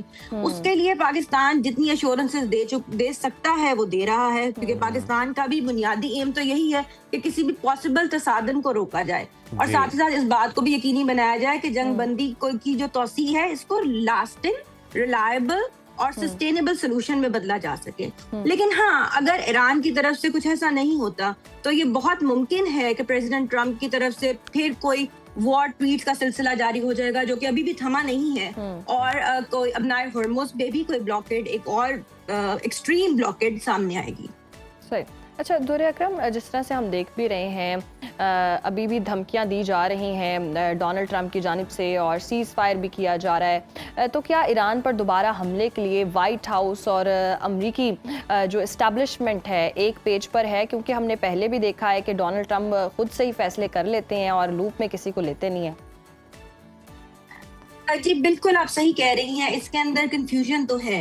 कंफ्यूजन इसलिए है क्योंकि एक तरफ प्रेसिडेंट ट्रंप की ही ट्वीट्स में और ट्रुथ सोशल, उनके प्लेटफॉर्म में जो वो मैसेजेस देती हैं, उसके अंदर वो बहुत ज्यादा कॉन्फिडेंस शो करती हैं पाकिस्तान की लीडरशिप में, सिविलियन भी और आर्मी की भी, कि they are the ones who can carry the process forward. साथ ही साथ हमें व्हाइट हाउस की प्रेस सेक्रेटरी भी ये कहती हुई नजर आती है कि Pakistan is the only mediator and negotiator जिनके साथ बात करने में हमें इंटरेस्ट है। लेकिन क्योंकि चाहे वेनेजुएला हो, चाहे नॉर्थ कोरिया हो, हमारे पास काफी एग्जांपल ऐसी मौजूद हैं जिसके अंदर प्रेसिडेंट ट्रंप प्रेसिडेंट से हटकर और आम राय के बरअक्स काम करते हुए नजर आते हैं। तो आप ये नहीं कह सकते कि यहाँ पे कोई कंक्लूजन है। There is confusion here as well. अच्छा हमें ये भी बताइएगा कि एक तरफ तो हम देख रहे हैं कि अमरीकी आशरबाद से इसराइल ने गज़ा और लबनान में इंसानी हुकूक की संगीन खिलाफ वर्जियाँ की, उसमें मुलव्वस रहे हैं। वहीं ट्रंप साहब को क्या सूझी कि अचानक 8 जो ईरानी ख़वातीन एक्टिविस्ट हैं उनके लिए हमदर्दी दिखा रहे हैं, उनके लिए आवाज़ उठा रहे हैं, कह रहे हैं कि उन्हें फांसी ना दी जाए। हालांकि ईरान तो कह रहा है कि उन्हें ज़्यादा से ज़्यादा अगर सज़ा भी हुई तो उन्हें लाइफ इम्प्रिजनमेंट की होगी, कैद की होगी। लेकिन डोनाल्ड ट्रंप साहब जो है इतनी हमदर्दी दिखा रहे हैं, ईरान इसे एक तरह से मुदाखलत के तौर पे भी ले रहा है। मैंने सुना न्यूज़ के ही बीपर में एक बात कही थी कि ये तो शायद खुशाइन बात है कि फाइनली जो सबसे पहला एम उन्होंने कहा था कि हम इस एम के लिए ईरान के अंदर स्टेटस को बदलेंगे और सिस्टम को रजीम चेंज लेके आएंगे, तो शायद वो एम की वापसी तो फिर दोबारा से हो गई है, 360 degree turn on a light note, on a humorous note. But of course कोई भी सॉवरेन कंट्री इस बात को अपने अफेयर्स में खुली इंटरवेंशन समझेगी, खिलाफ दर्जी समझेगी अपनी सॉवरेनिटी की। और जाहिर सी बात है, चाहे पासदारान इनकलाब हो, चाहे IRGC हो, उनकी तरफ से कोई जारहाना ही बयान इसके रिएक्शन में आएगा। आप बिल्कुल सही कह रहे हैं, अराकी जैसे वॉइसेस ऑफ सैनिटी और वॉइसेस ऑफ रीजन के लिए शायद इस ट्वीट के बाद सस्टेनेबल पीस की तरफ जाना और दूसरों को आमादा करना कुछ मुश्किल होगा। लेकिन as far as the American public is concerned, as far as the American political elite is concerned, यहाँ पे पहले दिन से ही ये कहा जा रहा है, इतने दिन गुजरने के बावजूद भी, कि we do not really know कि ईरान इजराइल अमेरिका वॉर का एम क्या है, मोटिव क्या है, एक्सटेंट क्या है और हमारा गेम प्लान क्या है। तो इसलिए balls are bouncing in all corners. I think I can only reduce the situation to this statement. अच्छा, जिस तरह से सूरत हाल बनी हुई है, आपको क्या लगता है क्या ट्वीट्स और पोस्ट के जरिए इतनी बड़ी जंग रोकी जा सकती है? सिफारती हल्के ट्रंप के इस गैर रिवायती अंदाज को किस तरह से देख रहे हैं और वहाँ क्या सिचुएशन आपको नजर आ रही है? मुझे जाती तौर पे लगता है कि ये सिर्फ प्रेसिडेंट ट्रम्प की बात नहीं है। हमने पिछले साल पाक इंडिया मार्का हक में भी ये देखा था कि सोशल मीडिया के ने एक बहुत क्रूशल रोल प्ले करना शुरू कर दिया है सिचुएशन को खराब करने में और सिचुएशन को ठीक करने में भी। इसकी एक वाज़ेह मिसाल इंडियन मीडिया की इररिस्पॉन्सिबिलिटी थी, फेक मीडिया नैरेटिव्स थे जो उन्होंने पेडल किए थे, और इसी तरीके से पाकिस्तानी सोशल मीडिया यूजर्स ने, पाकिस्तानी जर्नलिस्ट ने, पाकिस्तानी एनालिस्ट ने और पाकिस्तानी स्टेट ने पूरी कोशिश की थी कि यूनाइटेड अप्रोच के साथ उन फेक नैरेटिव्स को हम अनवेल करें, उनकी सच्चाई दिखाएं, उनके अंदर होल्स को पोक करें, और इंटरनेशनल मीडिया ने हमारा इसमें साथ दिया था। इसी तरीके से क्योंकि अब social media is a crucial tool of soft power, तो आप ये नहीं कह सकते कि हम इसको यूज नहीं करेंगे। हाँ, इसकी इम्पोर्टेंस टेलीविजन प्रेसिडेंट्स के दौर में बढ़ जाती है। रेगन के दौर में प्रेस स्टेटमेंट्स की इम्पोर्टेंस बहुत ज्यादा बढ़ गई थी क्योंकि रेगन भी एक टेलीविजन प्रेसिडेंट थे, और इसी तरीके से क्योंकि president Trump is also a show president, वो खुद भी बहुत ज्यादा इंटरेस्ट लेते हैं पर्सनैलिटी पॉलिटिक्स में, और उनको क्योंकि वो leader of the free world तो हैं, तो उनकी हर स्टेटमेंट को पूरी दुनिया सुनती भी है और फौरन खड़ी भी हो जाती है। तो I think it adds to his appeal as the president of the United States of America. अच्छा दुर्र अकरम, हमें ये भी बताएं कि हम ये भी सुन रहे हैं, बहुत सारी खबरें जो हैं वो रिपोर्ट भी कर रहे हैं इंटरनेशनल मीडिया कि आर्मी के अंदर भी रिफ्ट है। मतलब देखा जाए तो जो वॉर सेक्रेटरी हैं पीट हेग्सेथ, उन्होंने जिस तरह से पूरी दुनिया में जो आर्मी है उसको डिप्लॉय कर रखा है, तो बहुत सारे जनरल्स हैं जो कि उनकी इस पॉलिसी से भी इख्तिलाफ करते हैं। तो बताइएगा ये जो रिफ्ट की सिचुएशन है, जो सूरत हाल है, ये कितनी गहरी है? जैसे कि यहाँ पे आज भी एक इलेक्शन था, तो अमेरिकन पॉलिटिक्स की बात की जाए तो क्योंकि यहाँ पे दो पॉलिटिकल पार्टीज हैं, रिपब्लिकन और डेमोक्रेट। जी, अब रिपब्लिकन यूजुअली डेमोक्रेट्स को ब्लेम करते हैं कि वो वॉर एजेंडा के साथ आते हैं, और प्रेसिडेंट ट्रम्प ने अपनी पिछली प्रेसिडेंसी में भी बार बार इस बात का जिक्र किया था कि प्रेसिडेंट ओबामा के अंडर इतनी वॉर्स हुई थी, मैं अफगानिस्तान से फौजियों को बाहर निकाल दूंगा, मैं कोई नई जंग नहीं लड़ूंगा, और मैं अपने मुल्क अमेरिका फर्स्ट के नारे के साथ वो आए थे। तो इस टाइम पे क्योंकि president Trump is upending all that he said during his campaign, तो डेमोक्रेट्स बार बार सोशल मीडिया अपील्स के जरिए, अपनी गैदरिंग्स के जरिए, अपनी प्रेस स्टेटमेंट्स के जरिए अपनी वोट बैंक को इस बात के ऊपर आमादा करने की कोशिश कर रही हैं कि ये वो कैंपेन या ये वो बैनर नहीं है जिसके ऊपर और जिसकी सपोर्ट से प्रेसिडेंट ट्रम्प व्हाइट हाउस में दोबारा आए हैं। लेकिन this speaks to the weakness of the democrat party itself, क्योंकि वो खुद इतने ऑर्गेनाइज नहीं है, तो लोगों तक उनका मैसेज पहुंच नहीं पा रहा, असर नहीं कर पा रहा। जब लोग गैस पंप्स पे जाते हैं, अपनी गाड़ियों में गैस भरवाते हैं, $4 से ऊपर की गैस डलती है, तो फिर तो वो रियलाइज करते हैं कि of course this is not what we wanted, जिसकी एक clear manifestation declining support polls में हो रही है। 17% of Americans supporting president Trump is the lowest number. Americans कभी भी अपने प्रेसिडेंट्स को वॉर के टाइम पर अपोज नहीं करते, तो ये तो एक खुला सबूत है कि they do not want war. लेकिन ऑफ कोर्स यहाँ पर अभी भी बहुत बड़ी मेजॉरिटी ऐसी है जो प्रेसिडेंट ट्रम्प को बिलीव करती है, और वो कहती है कि at the end of the day Trump will stay true to his agenda of America first. That speaks more to the weakness of the Democrat Party itself. Of course, इसकी ज्यादा वजह ये है कि डेमोक्रेट्स पार्टी ने grass root level पे अपने आप को रिफॉर्म नहीं किया, रेवोल्यूशनाइज नहीं किया, तो उनके मैसेज की अपील क्योंकि कम हो गई है, तो जाहिर सी बात है प्रेसिडेंट ट्रम्प की अपील तो अभी भी मौजूद है। अच्छा दुर्र अकरम, अगर हम देखें 63% जो वहाँ के शहरी हैं उन्होंने ट्रम्प की पॉलिसी से जो है वो इख्तलाफ रखा है, और जिस तरह से हम डिस्कस भी कर रहे हैं कि वो किसी को लूप में नहीं लेते हैं और फैसले कर लेते हैं, तो उनका आपको जो आगे मिड टर्म इलेक्शन आ रहे हैं उनकी पॉपुलैरिटी कितनी कम होती नज़र आ रही है, और कितने लोगों का रुझान स्टिल, जिस तरह से आप बता भी रही हैं कि कुछ लोग स्टिल अभी डोनाल्ड ट्रम्प की पॉलिसीज़ को मान भी रहे हैं, तो ये कितना जो तनाज़ा है या तजाद नजर आ रहा है आपको? सॉरी, फरवरी में होने वाले पोल्स के मुताबिक तो 46 या शायद 48% अमेरिकन अभी भी कहते थे कि हम ट्रम्प के एजेंडा में बिलीव करते हैं, लेकिन ये ईरान वॉर से पहले था। ईरान वॉर के पहले हफ्ते में भी पोल के अंदर जो डिक्लाइन आ रहा था वो सिर्फ वॉर की सपोर्ट का था कि हम वॉर टाइम पे सपोर्ट नहीं करते। और डीसी के हल्के ये कहते नजर आते थे कि कोई भी वॉर टाइम प्रेसिडेंट को अमेरिका उसकी सपोर्ट से पीछे नहीं हटता, तो मिड टर्म्स तो प्रेसिडेंट ट्रम्प स्वीप करेंगे ही करेंगे। लेकिन हाँ, अब हालात शेकी जरूर हैं। हम ये तो नहीं कह सकते कि प्रेसिडेंट ट्रम्प को कोई ऑपोजिशन का सामना नहीं करना पड़ेगा, लेकिन साथ ही साथ like I said before, like I repeated before, क्योंकि डेमोक्रेट पार्टी की अपनी स्टैंडिंग इतनी ज्यादा नहीं है, हालांकि उन्होंने की रेसेस जीती हैं, लेकिन फिर भी आप स्वीपिंग मेजॉरिटी उनके पास नहीं होगी जहां तक मेरा ख्याल है। वर्जीनिया में होने वाली रेस में ऑफ कोर्स जेरीमैंडरिंग के खिलाफ और जो पॉपुलेशन लाइंस की चेंजिंग के खिलाफ जो प्रेसिडेंट ट्रम्प रिफॉर्म सजेस्ट कर रहे थे, उसमें उन्हें अलबत्ता अभी तक जीत नहीं हुई है। यहाँ के लोगों ने, और मेरा ख्याल है बाकी स्टेट्स में भी ऐसा ही हुआ है, कि वो चाहते ये हैं कि जो पोल की सिचुएशन है, जो वोटिंग लाइंस की सिचुएशन है, वो वैसे ही रहे। तो ये एक सेटबैक तो है, लेकिन मेरा नहीं ख्याल, it is too early in the game to suggest कि प्रेसिडेंट ट्रम्प मिड टर्म्स हार जाएंगे।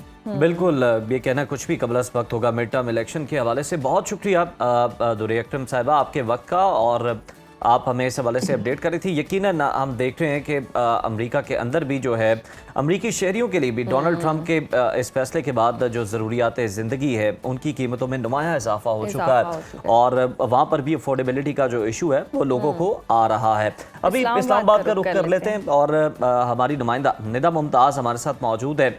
उनसे जान लेते हैं कि जनाब, जब ईरानी और अमेरिकन वफ्द नहीं आ रहा तो इस्लामाबाद की सूरत हाल क्या है। Nida, welcome to Suno Pakistan. बताइएगा हमें कि इस्लामाबाद में क्या हालात मामूल पर आ चुके हैं, तमाम जो तालीमी इदारे भी हैं और बाकी के सरकारी इदारे भी हैं, क्या वो खुल चुके हैं और सड़कों पर ट्रैफिक उसी तरह से रवा दवा है? जी बिल्कुल, देखिए जैसा कि ईरान अमेरिका मुज़ाकरात का जो दूसरा दौर है वो अभी तातुल का शिकार है, लेकिन अभी भी इस्लामाबाद में जो सिक्योरिटी है वो हाई अलर्ट है। लेकिन दूसरी जानिब जो ट्रैफिक पुलिस की जानिब से डाइवर्जन प्लान दिया जा रहा था, अभी भी उसको फॉलो किया जा रहा है। लेकिन कल की निस्बत अगर आज की बात की जाए तो इस्लामाबाद में जो ट्रैफिक है वो हमें ज़्यादा नज़र आ रही है। रास्ते जो हैं वो काफ़ी सारे खुल भी गए हैं, लेकिन रेड जोन की जानिब जाने वाले अभी भी जो तमाम रास्ते हैं वो बंद हैं। और इस तरह अगर आपने बात की सरकारी दफातर की, तो रेड जोन और एक्सटेंडेड रेड जोन में जितने भी सरकारी और प्राइवेट दफातर हैं उन्हें बंद किया गया था, यानी कि वर्क फ्रॉम होम पे उन्हें शिफ्ट कर दिया गया था। इलाके में जितने भी स्कूल्स हैं वो अभी तक बंद हैं, अभी तक कोई उनके स्कूल्स की जानिब से कोई नोटिफिकेशन जारी नहीं हुआ, लेकिन फ़िलहाल आज जो स्कूल्स हैं वो बंद हैं। बाकी सिक्योरिटी देखिए अभी भी हाई अलर्ट है, क्योंकि जो स्टाफ था, जो सिक्योरिटी स्टाफ था अमेरिका का और जो उनका एडवाइजरी स्टाफ था वो तो यहाँ पे मौजूद है। इस हवाले से अभी तक कोई नोटिफिकेशंस प्रॉपर ऑफिशियल जारी नहीं हुए, इसलिए रेड जोन की जानिब जाने वाले जो तमाम रास्ते हैं वो बंद थे। जबकि अगर पब्लिक ट्रांसपोर्ट की बात की जाए तो अब हुकूमत की जानिब से यही गौर किया जा रहा है कि जो पब्लिक ट्रांसपोर्ट है उसे भी खोल दिया जाए। सही। अच्छा, जिस तरह से निदा आप बता भी रही हैं कि अभी भी कुछ रास्ते बंद हैं और अभी भी जो सिक्योरिटी के एहलकार हैं अमेरिका की जानिब से भी वो यहाँ मौजूद हैं, तो कब तक ये रास्ते खोल दिए जाएंगे, क्या इत्तलात सामने आ रही?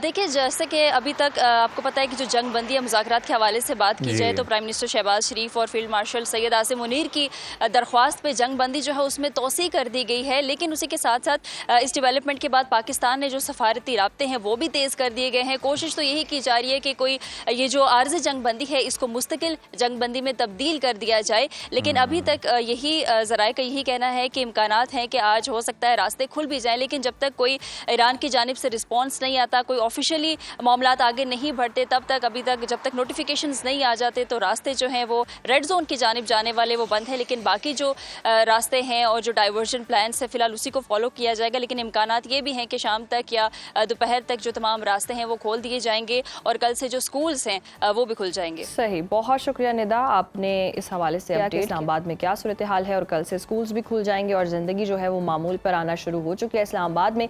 अभी फ़िलहाल वक्त हुआ ब्रेक का, देखते रहिए Suno Pakistan.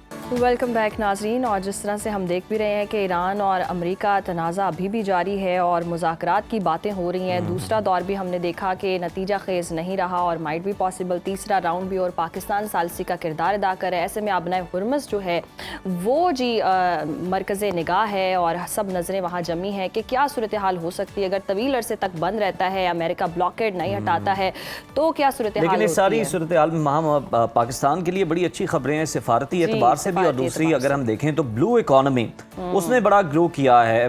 Deep sea port, गर्म पानियों की हम बात कर रहे हैं, गवादर की बात कर रहे हैं, वहाँ पर बहुत ज़बरदस्त जो है वो एक्टिविटी हुई है बिजनेस के एतबार से। और इसी तरह से केपीटी में बताया जाता है कि इतना काम हुआ है 24 दिनों के अंदर जितना कि एक साल में काम होता है। तो पाकिस्तान के लिए क्या मजीद खुशखबरी आने वाली है? हमारे दिफाई उमूर चेयरमैन तहरीक जवानान पाकिस्तान अब्दुल्ला हमीद गुल साहब ने हमें ज्वाइन डिस्कशन कर लेते हैं। अब्दुल्ला साहब, वेलकम टू सुनो पाकिस्तान। सबसे पहले तो हमें ये बता दीजिएगा कि हम देख रहे हैं कि लंदन में जो 30 मुल्कों का अस्करी कट हो रहा है, क्या ये सिर्फ रास्ता खोलने के लिए है या ये फिर ईरान के गिर्द घेरा तंग करने की बाकायदा जंगी हिकमत अमली भी हो सकता है? बरतानिया और फ्रांस का दिफाई मिशन कितना मौसर होगा और ख़ित्ते में कशीदगी इंतहा पर है एक ऐसे वक्त में, तो क्या आप देख रहे हैं आने वाले मुस्तकबिल में? बिस्मिल्लाहिर्रहमानिर्रहीम, बहुत बहुत शुक्रिया। सुबह बखैर। देखें, जहाँ तक ताल्लुक है बरतानिया के अंदर और यूरोप का, ये लोग अब वो लोग हैं जो बुनियादी तौर पे हार तो चुके हैं, लेकिन ये बस अपने आप को, वो जो कहते हैं ना कि रस्सी जल गई पर बल नहीं निकला, ये अपने आप को बताना चाहते हैं, असर्ट करना चाहते हैं कि हम बहुत बड़ी ताकत हैं। असल में इन ममालिक ने इन्हिसार किया था नेटो का, और इनका ये ख्याल था कि हम चुप करके तरक्की करते रहेंगे, पैसे कमाते रहेंगे, अपने बॉर्डर जो है वो खाली कर देंगे, बिल्कुल वहाँ कोई सरहद पे कोई बंदा नहीं होगा, फौजें महदूद रखेंगे और दिफा के बजाय हम बजट अपना तमाम अपनी तामीर और तरक्की के ऊपर और खुशहाली पे लगाएंगे। लेकिन अब जो नेटो का मामला आपके सामने ही है, जिस तरीके से कल भी डोनाल्ड ट्रंप ने कहा है कि मैं इनका तिया फांचा बाद में कर लूंगा और बाद में इनको देख लूंगा, तो मेरा ख्याल है कि अमेरिकन बजट नहीं होगा तो फिर इनको एक बड़ा बजट दिफा के ऊपर लगाना पड़ेगा। फिर जो इनको जब दिफा पे लगाएंगे तो इनकी तामीर और तरक्की जो है वो कहीं ना कहीं मुतासिर होगी। ये तमाम वो ममालिक हैं, आप देखें पोर्चुगल को देखें, दुनिया के ऊपर जगह जगह कॉलोनियाँ बनाई, इन्होंने कब्जे किए, वहाँ से इन्होंने पैसे हासिल किए। इसी तरह से फ्रांस की जो है फ्रेंच कॉलोनीज थी, जहाँ से वो उनसे पैसे कशीद करते थे। यही हाल बेल्जियम के अंदर था कि बेल्जियम का तो इतना था कि कॉन्गो जो इतना बड़ा मुल्क है वो बेल्जियम का जाती वो बादशाह की मलकियत थी। अब आप अंदाजा करें कि वो कई बेल्जियम उसके अंदर समा जाएं, तो बेल्जियम की आपको पता ही है हैसियत ही क्या है, गुजरांवाला डिवीजन से बड़ा बेल्जियम मौजूद नहीं है। इसी तरीके से आप गिनते जाएं, आपको नाम पता चलते रहेंगे। तो इस वजह से ये तमाम ममालिक जो थे अब ये इस चक्कर के अंदर हैं। अभी आपको पता है कि स्टॉमर का एक विजिट भी हुआ अरब ममालिक का, जो उन्होंने अपॉर्चुनिटी तलाश की कि शायद हम मुतबादल पेश कर दें अपने आप को कि हम सिक्योरिटी आपको प्रोवाइड करेंगे अमेरिका के बगैर। लेकिन उनके अंदर जो है फिर इन लोगों ने, अरबों ने देखा हुआ है कि ये एक बहुत बड़ा मसला है, क्योंकि जब इनके साथ कोई भी डील करते हैं बाद में ये ना सिर्फ डील को तोड़ देते हैं, उसको ऑनर नहीं करते और बाद में अपनी कमिटमेंट्स को डिसऑनर करते हैं, साथ ही साथ उन पे मुख्तलिफ किस्म की पाबंदियां और तरह तरह के जो है वो लकूने ऐड करते हैं, कभी यूरोपियन यूनियन के नाम पे, कभी यूनाइटेड नेशन के नाम पर, कभी किसी अमेंडमेंट के नाम के ऊपर। तो ये अब जो पॉलिसी है ये तेजी से ईस्ट की जानिब शिफ्ट हो चुकी है और इसके अंदर पाकिस्तान इसलिए अहम मुल्क है क्योंकि पाकिस्तान के पास एक डिटरेंस भी मौजूद है। वो कि इस डिटरेंस को हम इस्तेमाल नहीं करते गैर मुल्की मुआहदात के अंदर, लेकिन ये डिटरेंस मौजूद है। और सबसे बड़ी बात यह है कि पाकिस्तान की एक हार्डेंड आर्मी है, वॉर हार्डेंड आर्मी है। उसने वक्ती तौर पर नहीं बल्कि अमली तौर पर दुनिया को ये साबित कराया है, बार बार दिखाया है कि वो हर चैलेंज से निपटने के लिए तैयार है। अब ये जो इकट्ठ होने जा रहा है ये इस वजह से कि पहली बात यह है कि हाँ भाई, यूरोप के अंदर हम सिक्योरिटी एनवायरनमेंट कैसे प्रोवाइड करेंगे, हम रूस से जो निपटने वाले खतरात हैं जो कि आने वाले वक्तों में होंगे। तो यही तो ड्रावा था जो अमेरिका उनको दिखाता था। अमेरिका से दूर अब वो चले जा चुके हैं, लेकिन ये रूस के करीब आ नहीं सकते क्योंकि रूस के एक्सपेंशनिस्ट डिजाइन है जो कि उन्होंने यूक्रेन में देख लिए। अगर यूक्रेन के अंदर रूस ने आगे बढ़कर वहां मुस्तकिल अपनी सरहदों को ना आगे बढ़ाया होता तो शायद मामलात आज कुछ और होते और वो रूस के साथ कुर्बत बढ़ा लेते। लेकिन अब उनकी जो एनर्जी का इन्हिसार है, या तो वो आबनाए हुर्मुज से है, या फिर उनको अमेरिका से आना पड़ता है जो कि महंगा पड़ता है, और या फिर उनका मसला जो है वो आ जाता है रूस से। रूस ने अपना जो आपको पता है दौरान जंग तेल और गैस की एक्सपोर्ट बंद कर दी और कहा कि जनाब हमें तो अपनी ज़रूरियात हैं, इस वजह से वो बंद उन्होंने जानबूझ के की ताकि यूरोप को वो अपनी उसको औकात दिखा सकें दूसरे लफ्जों के अंदर। अब जो यूरोप है उसका आपको याद होगा कि जब कीयर स्टारमर वहां गए थे वहां व्हाइट हाउस में, तो उनका वो यूक्रेन के हवाले से उनके काफी सारे कंसर्न थे, खास तौर पे ज़ेलेंस्की की जब मेरे ख्याल में एक तारीख साज वो क्लास ली गई थी डोनाल्ड ट्रंप की जानिब से, उसके बाद से मेरे ख्याल है कि उन्होंने ये कहा कि हाँ भाई हम खुद यूक्रेन को अब दिफा प्रोवाइड करेंगे। लेकिन बाद में पता चला कि टोटल मिल मिला के कोई 21 से 23 हजार सोल्जर्स उनके पास अवेलेबल हैं जो वो वहां भिजवा सकते हैं। तो फिर उन्होंने यही सोचा कि कोई बात नहीं, हम खामोशी में ही आफियत समझा। तो अब जो ये नया सिलसिला है इसके अंदर अगर ये ईरान की तरफ या आबनाए हुर्मुज को खुलवाने के लिए, क्योंकि एक बात तो जरूर है, जंग ने एक बात ईरान को और पूरी दुनिया को स्टैब्लिश करवा दी कि आबनाए हुर्मुज ही असल में एक अहम तरीन जगह है और ईरान की वहाँ एक इनग्रेस मौजूद है। देखें अगर ईरान के पास एक ड्रोन भी बचता है, एक मिसाइल भी बचता है, तो आबनाए हुर्मुज सेफ नहीं है, ये बात तो तय हो गई। अब ये एक नया न्यू नॉर्मल इसको आप कहते हैं। बिल्कुल अब्दुल्ला साहब, न्यू नॉर्मल की बात हो रही है और आबनाए हुर्मुज इतना इम्पोर्टेंट कंसीडर हो रहा है इस सारी सूरत हाल के बाद, और इससे अब फायदे का भी सोचा जा रहा है। अगर मुस्तकिल बंदिश रहती है इस सूरत में गवादर का डीप सी पोर्ट होना पाकिस्तान को क्या दिफाई बरतरी फराहम करता है? ये तो पाकिस्तान के लिए नेमत है। देखिए पाकिस्तान बजाते खुद इंसानियत के लिए नेमत है और ये बात पाकिस्तान ने बारहा और ख़ास तौर पे आज जो किरदार है उसमें ये साबित कर रहा है। गवादर का ये है कि आप देखें कि इस टाइम पे एक हालात वहाँ कशीदा हैं और गवादर का डीप सी पोर्ट क्योंकि इस टाइम पे साजिशों का शिकार है, इसके अंदर BLA वगैरह जो बैठे हुए हैं वो भारत की प्रॉक्सी बन के बैठे हैं और इसराइल की मुकम्मल मावनत उनको हासिल है इस मामले पे। और आपको पता है कि जो मेड इन इंडिया ड्रोन हमने देखे अफगानिस्तान के अंदर, जो कि एक्चुअली उनकी टेक्नोलॉजी जो पीछे है वो इसराइल की है, लेकिन अल्हम्दुलिल्लाह पाकिस्तान के पास काउंटर मेजर्स मौजूद हैं और बड़े हमने मेरे ख्याल में उसको साबित भी कर चुके हैं। अब जो वो ये चाहते हैं चाबहार के ऊपर, तो आपको पता है अमेरिकन पाबंदियों की वजह से जो इंडिया का मामला था वो तो अप्रैल में मेरे ख्याल में ऑलरेडी सीज कर रहा है बस, और उसके अंदर गालिबन 22 अप्रैल आज यानी कि उसको फैसला करना पड़ेगा चाबहार के हवाले से।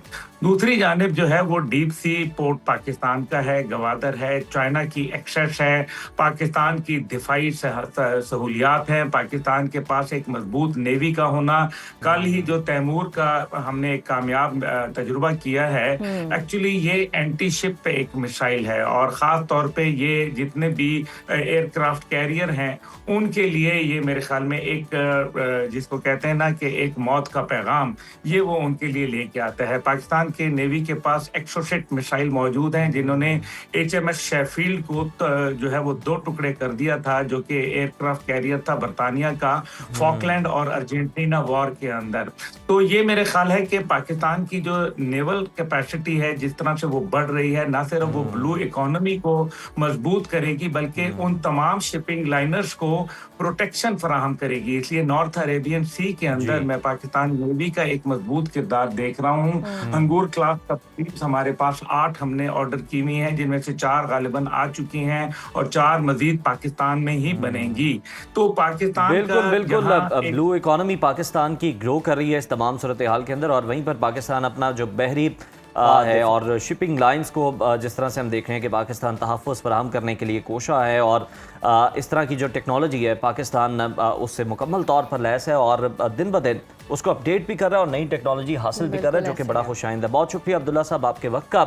ब्रेक शामिल करते हैं प्रोग्राम में, स्टे विद अस। इस ईद पर बहुत ही स्पेशल होने वाला है जिसका आपने तसव्वुर भी नहीं किया। ईद पर जहाँ एक तरफ खुशियाँ और हल्ला गुल्ला होगा, वहीं सिनेमा घरों में द स्ट्रेंजर्स चैप्टर 3 के साथ दहशत का तड़का भी लगने वाला है। और ये वही फ्रेंचाइज है जिसने 2008 में अपनी पहली फिल्म से लोगों की नींदें उड़ा दी थी और फिर 2018 में इसका दूसरा हिस्सा प्रे एट नाइट आया। अब तीसरा चैप्टर फरवरी में रिलीज के बाद अमेरिका में तो $10 मिलियन से ज्यादा बटोर चुका, लेकिन हमारे यहाँ ईद पर उर्दू सबटाइटल्स के साथ ये रिलीज हो रहा है। और इस फ्रेंचाइज की खास बात ये कि ये अब तक मजबूरी तौर पर $200 मिलियन से जायद का बिजनेस कर चुकी है। यानी लोग डरने के बहुत ही ज़्यादा माहम शौकीन नज़र आ रहे हैं। और इसमें हम देखते हैं कि बहुत सारी पुरस्कारियत भी है इसके अंदर। और इसके साथ अगर हम देखें तो HKC डिस्ट्रीब्यूशन वाले ये फिल्म लेकर आ रहे हैं। तो अगर आपको वाकई रिवायती फिल्मों से हटकर कुछ सेंसेशनल देखना है तो बस जनाब आप दिल थाम कर सिनेमा का रुख कर सकते हैं। ज़िंदगी की भाग दौड़ में हम अक्सर वो बच्चा जो कहीं पीछे छोड़ देते हैं जो हम कभी हुआ करते थे, लेकिन नीरू बाजवा जो है वो अपनी नई पंजाबी फिल्म में जवाब के साथ हमें वही बचपन याद दिलाने 8 मई को पाकिस्तान आ रही है। और ये सिर्फ एक मज़ाहिया फिल्म नहीं है बल्कि उन बच्चों की कहानी है जो समाजी दबाव और वालिदैन की बड़ी तौक़ुआत तले दबे होते हैं। और कहानी में जी बड़ा दिलचस्प मोड़ तब आता है जब ये बच्चे खुद ही चंडीगढ़ जाने का फ़ैसला करते हैं। और नीरू बाजवा जो है एंटरटेनमेंट की इस पेशकश की जो टैग लाइन है यही है कि अपने अंदर के बच्चे को जी जिंदा रखें। और BN शर्मा हैं और राना जो है रणबीर हैं इसमें मौजूद हैं और इस बात की वो ज़मानत दे रहे हैं कि जी आप हंसते हंसते लोट पोट हो जाएंगे। इतनी ज़बरदस्त ये फिल्म है, लेकिन साथ ही ये फिल्म आपको थोड़ा सा जज्बाती भी कर देगी। और डिस्ट्रीब्यूशन क्लब वाले ये बेहतरीन जो फैमिली पैकेज है वो लेकर आ रहे हैं। 8 मई को अपने घर के तमाम जवाकों के साथ आप सिनेमा ज़रूर जाइएगा, क्योंकि ऐसी फिल्में जो हैं वो दिल को छू लेने वाली होती हैं और फैमिली टाइम जी बहुत ज़बरदस्त गुजर सकता है। पंजाबी फिल्म है और पंजाबी फिल्म हो और कॉमेडी हो तो फैमिली के साथ देखना तो बनती है, क्योंकि हम अक्सर देखते हैं कि कोई एंटरटेनमेंट के जी मौके नहीं मिल रहे हैं। तो अब सिनेमा ऐसी मूवीज को भी बहुत इंडियन मूवीज जो बन रही होती हैं पंजाबी इंडियन पंजाब की मूवीज उन्हें भी बड़ा पसंद किया जा रहा होता है पाकिस्तान के अंदर। और कॉमेडी पे ज़्यादा उनका फोकस होता है और लोग उसको सरहद पार भी यहाँ पर भी इंजॉय करते हैं। और यहाँ पर जो काम होता है पंजाबी का उसको वहाँ पर भी इंजॉय किया जाता है बहुत ज़्यादा। तो जनाब बहुत सारे हम इस का वेट भी कर रहे हैं, एक्साइटेड भी हैं। और जनाब जहाँ पर गोश्त खाया जाएगा बड़ी ईद पर बिल्कुल पंजाबी वहीं पर जनाब एंटरटेनमेंट भी हो रही होगी। बिल्कुल ऐसे ही है, क्योंकि उज़ैर जिस तरह से कहते हैं ना वो चढ़ते पंजाब और लहंदे पंजाब का दिल तो एक ही है और लोग बहुत इंजॉय करते हैं। और ख़ास तौर पर जब नीरू बाजवा की फिल्म हो बड़े फैंस हैं, मैंने देखा है कि बड़े लोग सीटियाँ मार रहे थे सिनेमा में जब आती है तो बड़ी ज़बरदस्त थी। और ये बच्चों से रिलेटेड जो फिल्म है तो बच्चे भी मतलब जा सकते हैं एंटरटेनमेंट के लिए, बड़ा ज़बरदस्त मौका है। आज के प्रोग्राम से हमें दीजिए इजाज़त, अल्लाह हाफ़िज़।